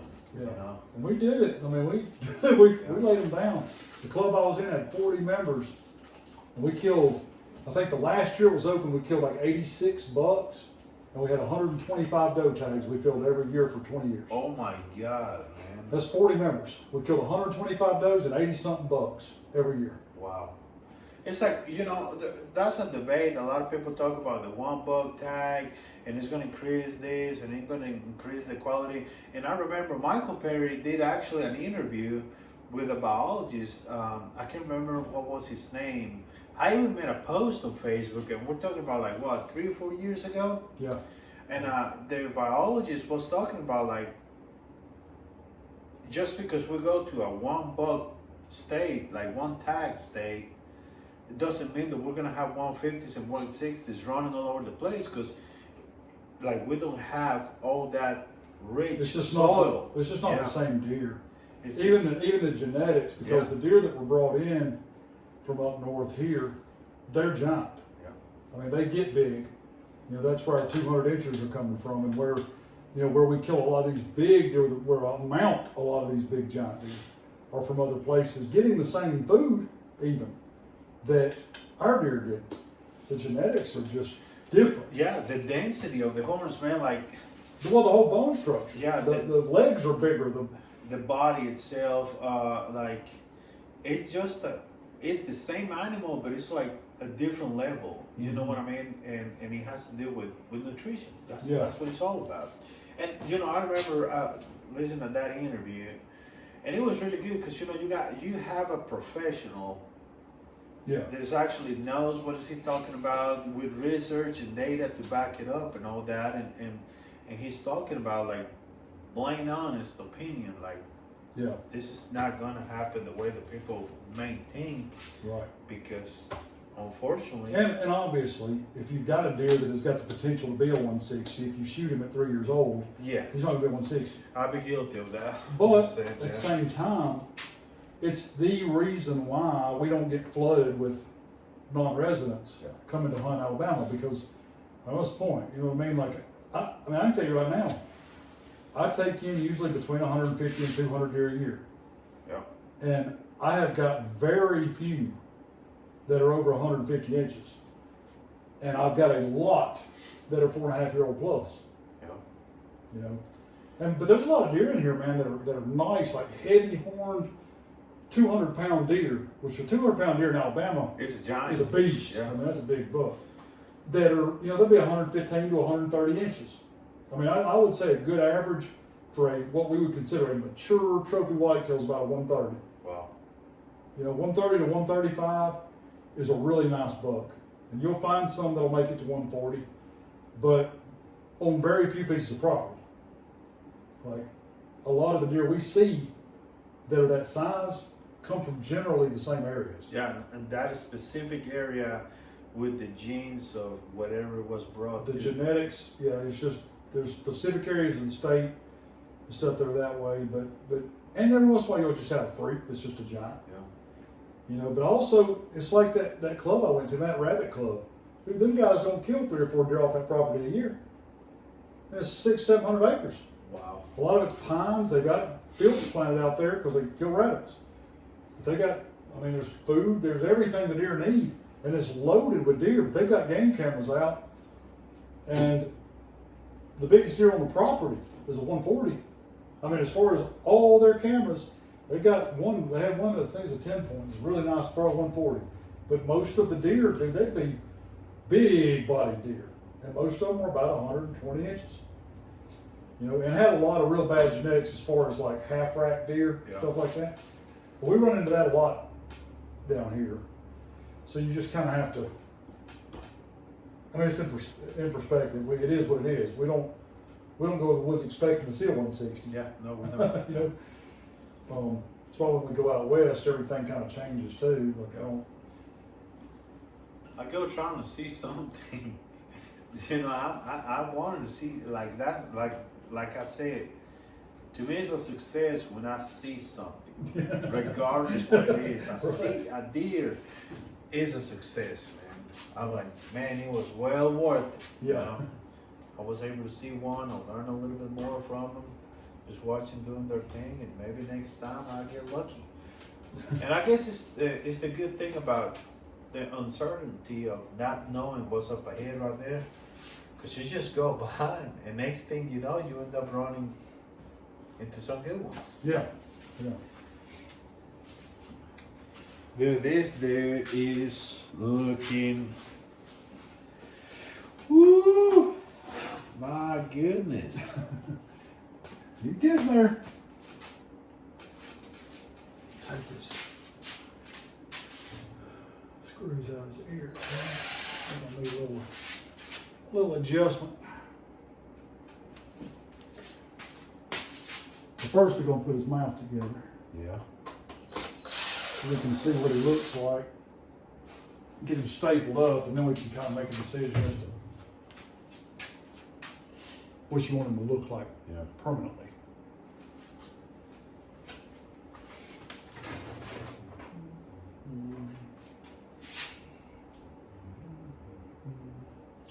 Now you're just kind of like tucking that skin around the bird, right? Yeah. Like, I don't know if you saw when I was doing it, but there's a little bead of epoxy Yeah. that I put around the base of that burr. And I just like to take the edge of that hair and just tuck it right into that epoxy. When that epoxy dries, it locks all that in place. Everything's so thin now that if I just glued it up, it really probably wouldn't move. It shouldn't anyway. Yeah. But this gives me the ability to not have to baby it, worry about it. It just isn't gonna move. If you can prevent it, why not? Wow, look at it. See that little roll right there, little roll of epoxy? Yeah. Take that skin. And you have made videos about these all over already. Yeah, yep. So if somebody stumbles across this video and wants to learn a little bit more, there's hundreds. Well, Yeah, the best one, I would say, the video where we mounted your other buck Yeah. is one of the best step-by-step videos probably got on there. Okay. Because you were mounting the deer and I was telling you what to do. Yeah. So remember, because I wouldn't even touch the deer. Mm-hmm. So like for somebody trying to learn the first time, I'm basically walking you through every Step. specific little The only step. thing wasn't, the pickling and the shaving, because that's, like anybody can do that as well. But that video in specific is about the hands-on, the mannequin, putting the cape together and getting the deer on the form to a final product. It's a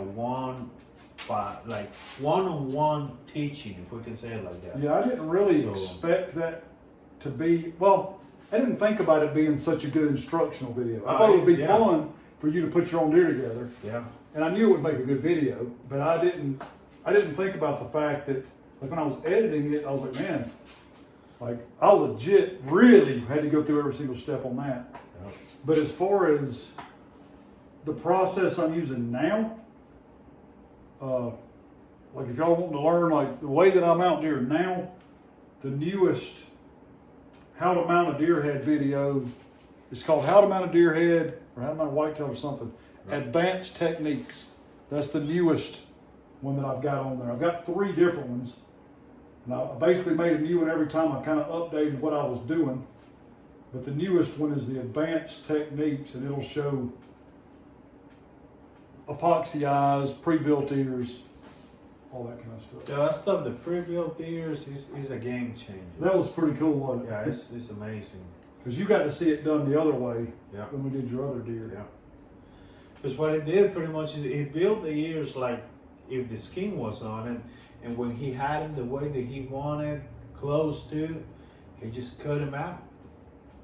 And then we put it back again the way it is now, so that was very good. And it gives you a chance to see what your deer is going to look like before you actually put it together. Yeah.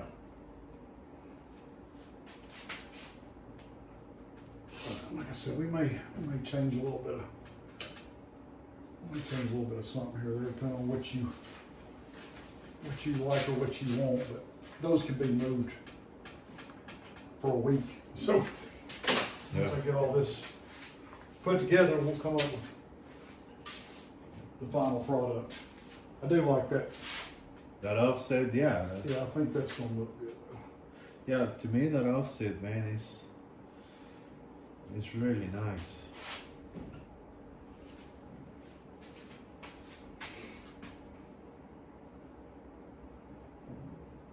Not just shaving that upper lip. Yeah, I always see how much lip skin's left on there. Yeah. I always leave all of it on there whenever I tan them. That way, because how long have we been in here now? 2 hours? Somewhere in there. Maybe.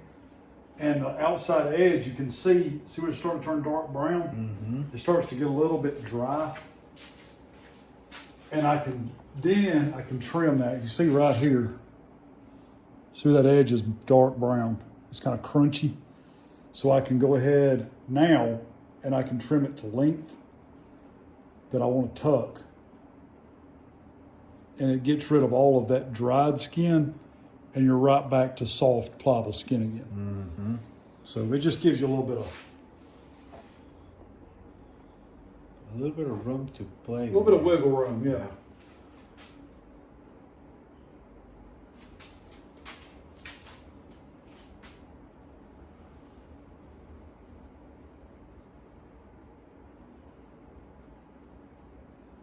Man. Today's a good day.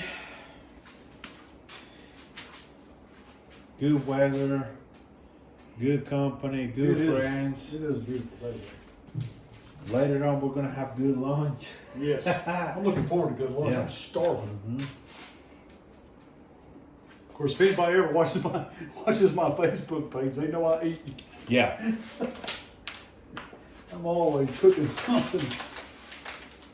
I made a homemade wild turkey pot pie the other night. My goodness.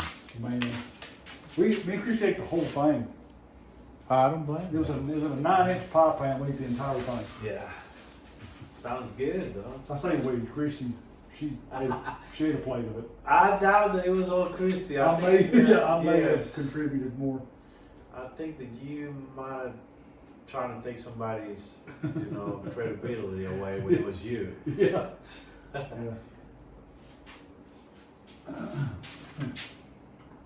Man, I love to eat. Yes, it's always I just love good food. I just love it. it's always good. I love wild game. I love fish. Man, especially pellet grills are amazing because it gives you this kind of like opportunity to set everything to perfection if you want it like that. But the charcoal, man, once you lit up that charcoal and it starts It's an smelling nice, yes, Yeah. and then you gotta be there. And especially if you're with friends, by the time the charcoal gets lit up and you're waiting and having some fun and talking, remembering a few things. Now we put whatever we're gonna eat right there, meat, chicken, fish, whatever you're cooking. It's the whole experience from start to finish. Yeah. So Yeah, that charcoal. to me, if I'm gonna grill, I'm gonna grill. Yeah. That's the whole experience. Yeah. I don't want it to be convenient. Yes. You know what I mean? It's kind of building a bonfire. Yeah. It's like if you're gonna build a bonfire, why not just get a space heater? Yeah. To me, it's the same thing. Yeah. You know? We're men. We're supposed to like fire. Yeah. That was a fun noise. Yeah, it's squeaky a little bit. Let me So get you good? You good? I just need more. So I'm gonna bring this a little bit closer, right? Yeah. Yep. Be the cameraman.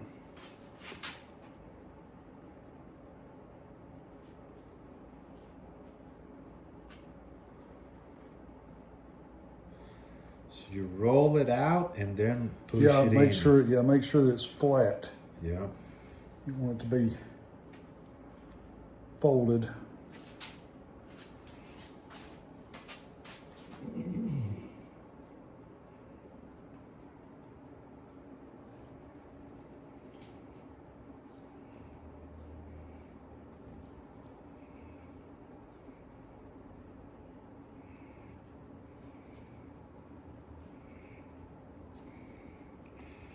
Like that. I'm gonna do the same thing.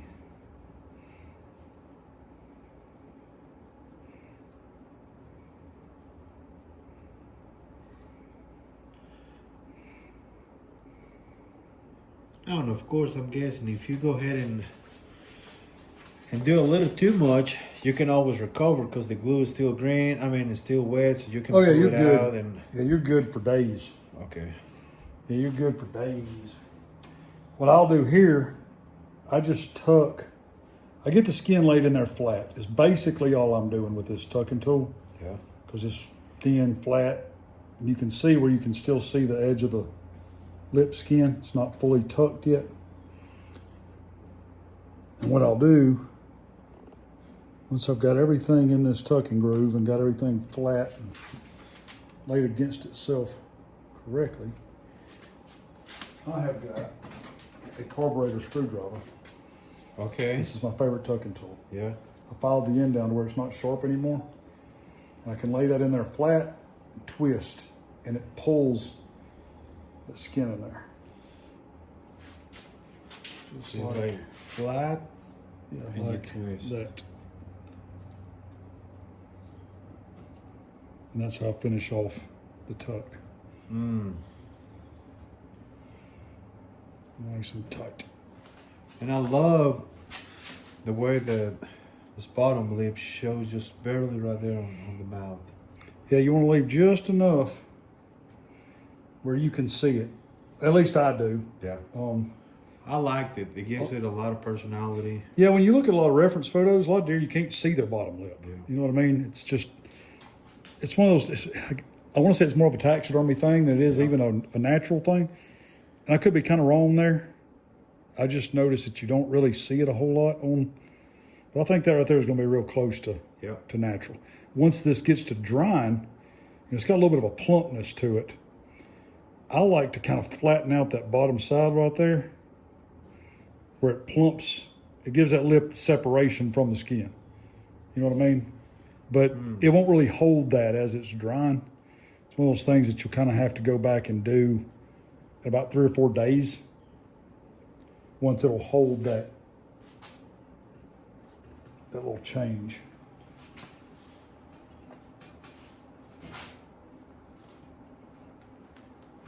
Now we're just following the crevices of the mount itself. Yeah, what we're gonna do now is just working the air out of it, making sure it's making contact with the hide paste.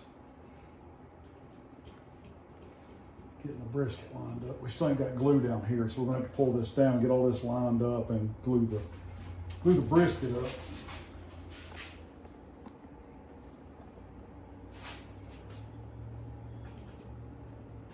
Okay. One of the things that I love too is the ripples on the shoulder, right on the base of the neck when they're turning. Mm-hmm. You get them 3 lines, like really clean. It looks super good.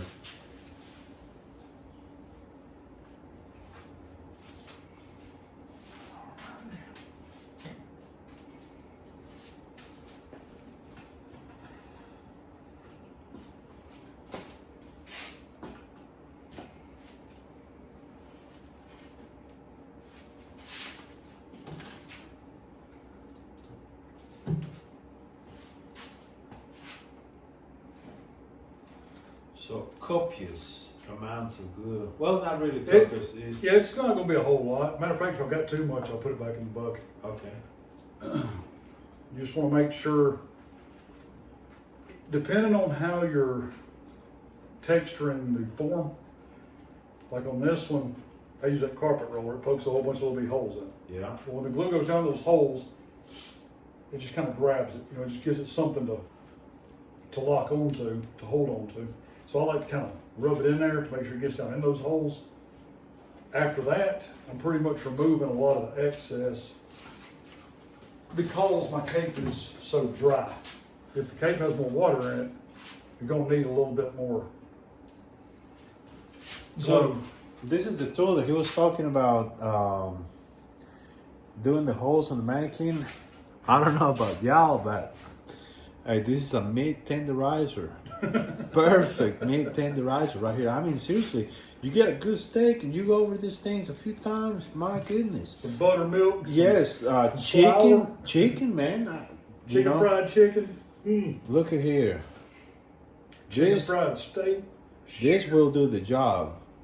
And you just got to make sure that you keep it nice and clean, but this will tenderize it like good. I'm going to put it back in place before it ends up in my pocket. You know? Yeah. I don't know. Yeah. You gonna cook some steak, you can have it. I'll buy another one. He's just like, Yeah, you gonna cook some chicken. I'll give it to you. some all chicken. Some good stuff.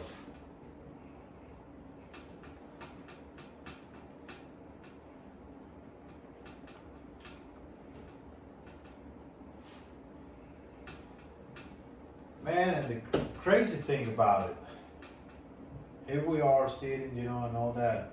We are literally like almost 4 months away Yeah, don't remind me. from hunting. I got a lot to do for the next 4 months. Yeah, we are literally 4 months away from Yep. from It's time to everything. start over again.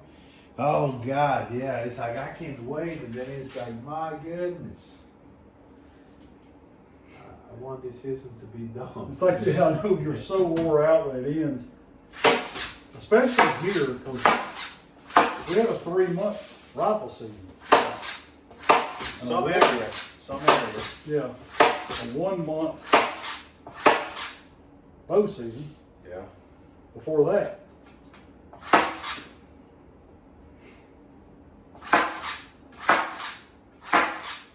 I think it's 3 months everywhere, ain't Yeah. it? In No, every but- area. But not, well, I don't know. Like some of the bigger names, remember, it's just bow and rifle some days. But like, Well, yeah.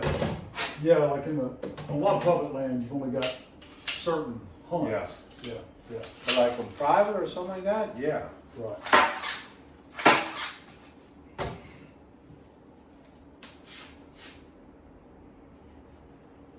As far as taxidermy is concerned, it's, Yeah. it's nonstop for about 4 months.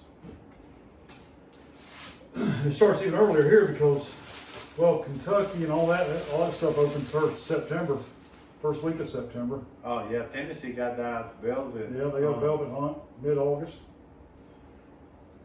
I want to say that used to be a rifle hunt, and then they changed it, and now it's bow only. If I'm not wrong, am I wrong or? No, I think that's right. I don't even remember it being rifle. I thought it was bow. Well, I thought I was can't remember, sure. honestly. Yeah, I was sure they used to be rifle, because I remember everybody was talking about it, like, man, it's visual, but with the rifle you can get on the other side of those fields, whatever they were hunting. I never done it. yeah, I think you're right. Yeah, I think you're right. I think originally it was. And I guess they saw a lot of success with that, and they just decided to change it. Well, they probably got 100 million non-residents Yeah, come up there and killed 400,000. yeah. In August. I mean, I'll be straight up honest with you. I'd be pissed if they did that in Alabama, Yeah, especially with no other states yeah. has it. I mean, what do you think people are gonna do? Yeah. You know what I mean? They're like, Coming "We're in." going that way. You're talking about some locals. They're up there, man. They got all these pictures of all these bucks, and they're like, man, I can't wait till my vacation comes up. Go out there and go hunting. Then somebody. Then August, whacked 'em. mid-August comes, Yeah. laying them down. And it's like I had to work that weekend because it's on a weekend too, and oh man, yeah, Well, you know, it is what it is. Yeah, yeah, absolutely. Like you said, it's public. You can't, yeah, I mean, it's like I said, everybody's gonna disagree Yeah, on a lot of that stuff, but that's just public. If it's legal, there really ain't much you can say. yeah. If it's legal, it's legal. Yeah. Everybody's got their own opinion, and if you don't like it, then call your state and go to the meetings, I guess, something like that. Oh boy.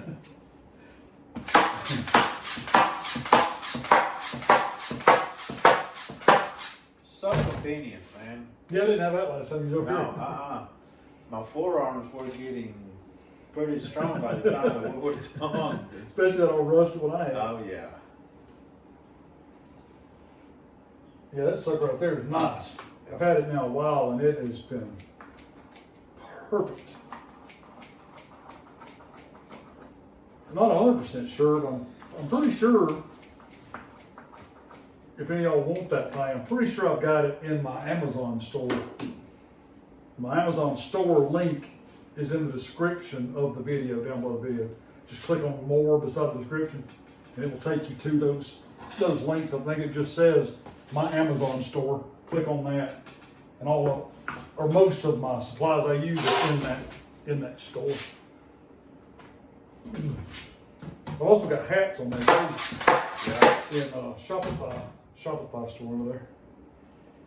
If y'all want a hat, go ahead and order you one. I'll send you that. I think I still got some stickers left. I'll send you a sticker of that hat for free if you want to order a hat.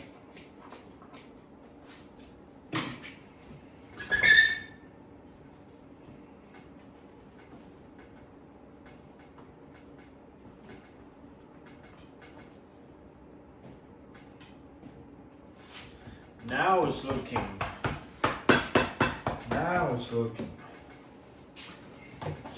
If you flip him back over, he'll be a new man. Yeah.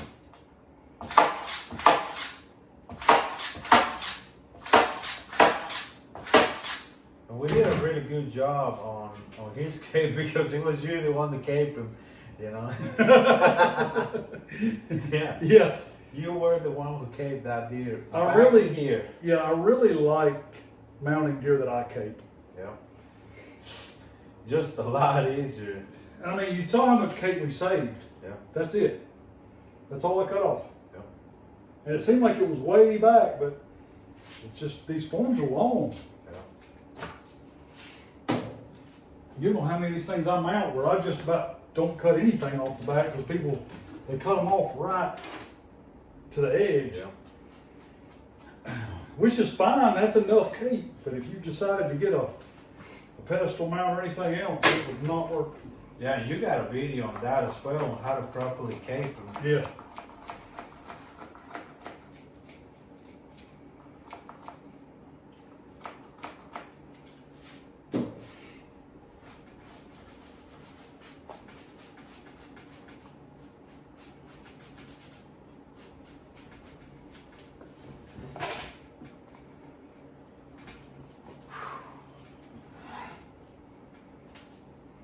Alright, it's All right. time to take a peek. Yep, time to start tweaking now.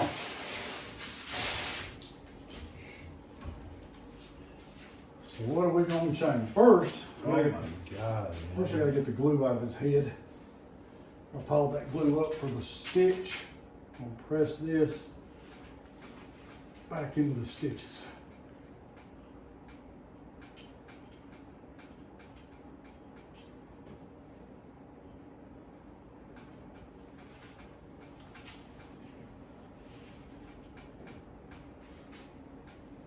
Right there. Fix his brow line.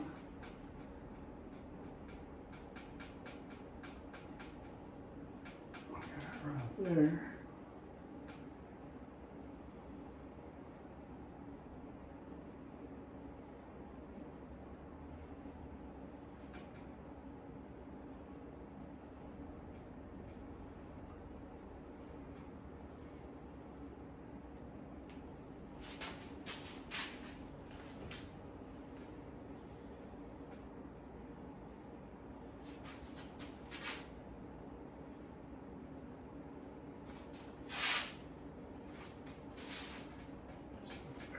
Face. Now I didn't even tuck his nostrils. That's always the last thing I do, and it's never on purpose. I always Really? forget, I just forget about it. I'm looking like, what am I doing? Yep, every single deer, I forget about the nostrils until I flip them over. I'm like, a little better if he had a nose. Mm.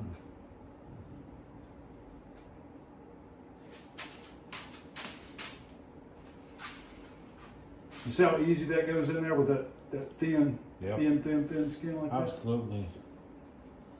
It just slides on it. Yeah, and then I cut a little groove in there that the skin can sit up against. That way when I build the nostrils, that epoxy can come right up to that lip and you can just blend it right over the skin. Works out nice. Get the air out of his face here.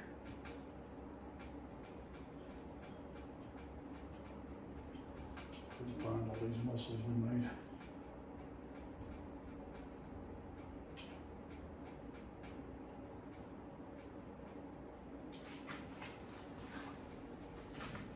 Goodness gracious. Where the ripples at? Somewhere here. There, just take your hand. Flatten that glue out right quick. In fact, this right here.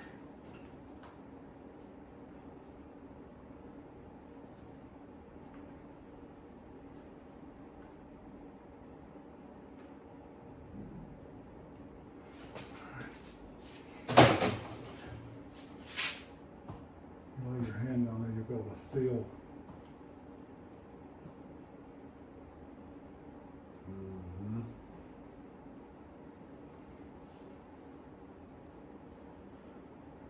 Yeah, it's showing up already.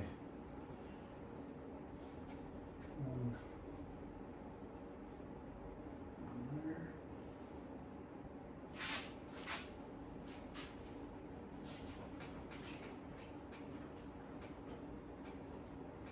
Just a little bit of air. It's hard to feel them until you get all that pressed out of there.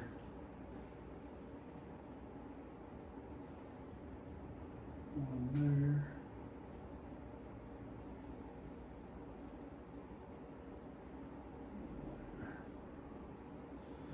Now they're showing up. Yeah. Now they're profit in there. Yeah. What you'll do is it's drying, I'll just keep doing that over and over and over. Because you don't really want creases in it. Does that become a little brittle or like a sharp point on the skin or? Yeah, sort of. You just don't, it just wouldn't look natural. Yeah. You know what I mean? Because it's not like an early season deer with real thin skin, the skin will fold. But on a later season buck, you're basically just wanting to give them some fat rolls. Yeah.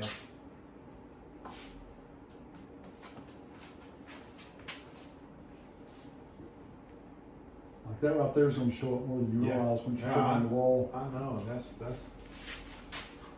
gorgeous. And once it dries, that's going to suck in too. If you get it too cut in there, when it dries, then it looks like it's folded. It don't look good once it dries. But that will look nice. Oh man, he looks so good.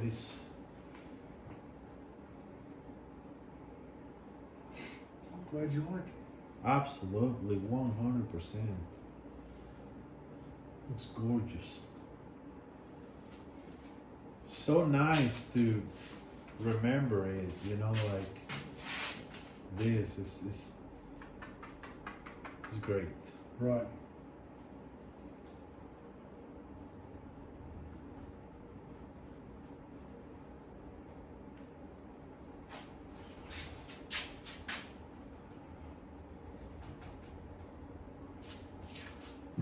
All right, so question is,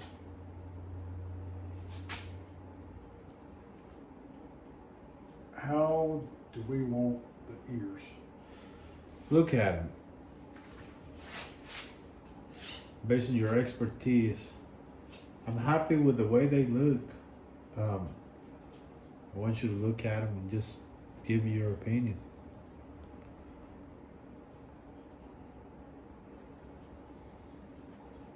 Make sure I get all these details first so I can see what it is. What it is I'm looking at. All right. Let me step out of the way so you can have a.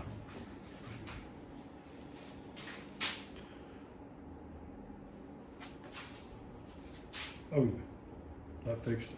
Yeah, I love the way that think- it looks offset, just What do you perfect. think about that? Yes, I love it. I really like that. Let's see if we I can. think that ear was just, I think it was just a little too low. I like the way that looks. Yeah. What do you think? We gotta think about them. It's hard to tell on camera. They're offset. It looks like, yeah, it looks like this ear is a little low, but it isn't. If that makes sense. Like I said, it's hard to tell on camera. This ear is actually sticking up higher than it looks like in this. And I love the fact that you can see this muscle right here where his ear is actually moving forward, kind of like Oh yeah, yeah. going that way. You know, Where that like, muscle kind of yes, contracts. contracting this way. Yeah, this and the one- other This one hides from one of the guys that do some competitions. One thing I was doing wrong before is the same muscle on the other side. Yeah. I had it too far forward because it's the bottom of the ear basically. It's moving, it's stretching across the front of the ear, but when the ear folds back, that muscle lays back. Yeah. It doesn't bolt when you come forward. Well, it's just like your arm, you know, Yeah. it bunches up and it stretches out.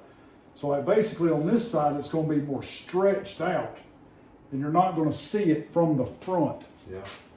Whereas on this side, you know, it's going to He's stick out. coming forward, so Yeah. he's contracting that muscle. Right. I really like He that. looks phenomenal, man. Yeah, I really like that ear position.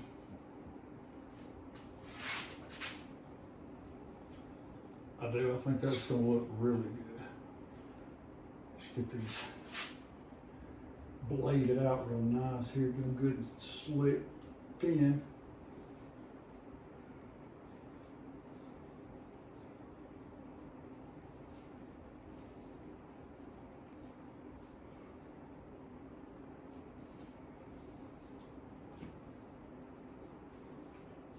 Don't let me forget too, before you leave, we need to get a thumbnail for this video. Yeah. Always forget about that. I end up having to do some kind of screenshot from the video. It's always me. Yeah. So you know, it's better if we just get our picture with the deer. You know? Yeah. Yeah, seriously, man. Like, I really love them ear placement. I do too. Like, it's spot on in my opinion. The way that he's looking, it just, man, Yeah, it looks natural, so natural. I like it. I like it. I think that'll do it. That's incredible, man. I forgot how good he looks. Mm-hmm. It's a really good deer. My goodness, man. You done good. What a great Alabama public land buck, man. Absolutely. Congratulations. Thank you. Yeah, man. Hey, thank y'all for tuning in. See y'all next time. Absolutely. Y'all holler at us. God bless y'all. See you.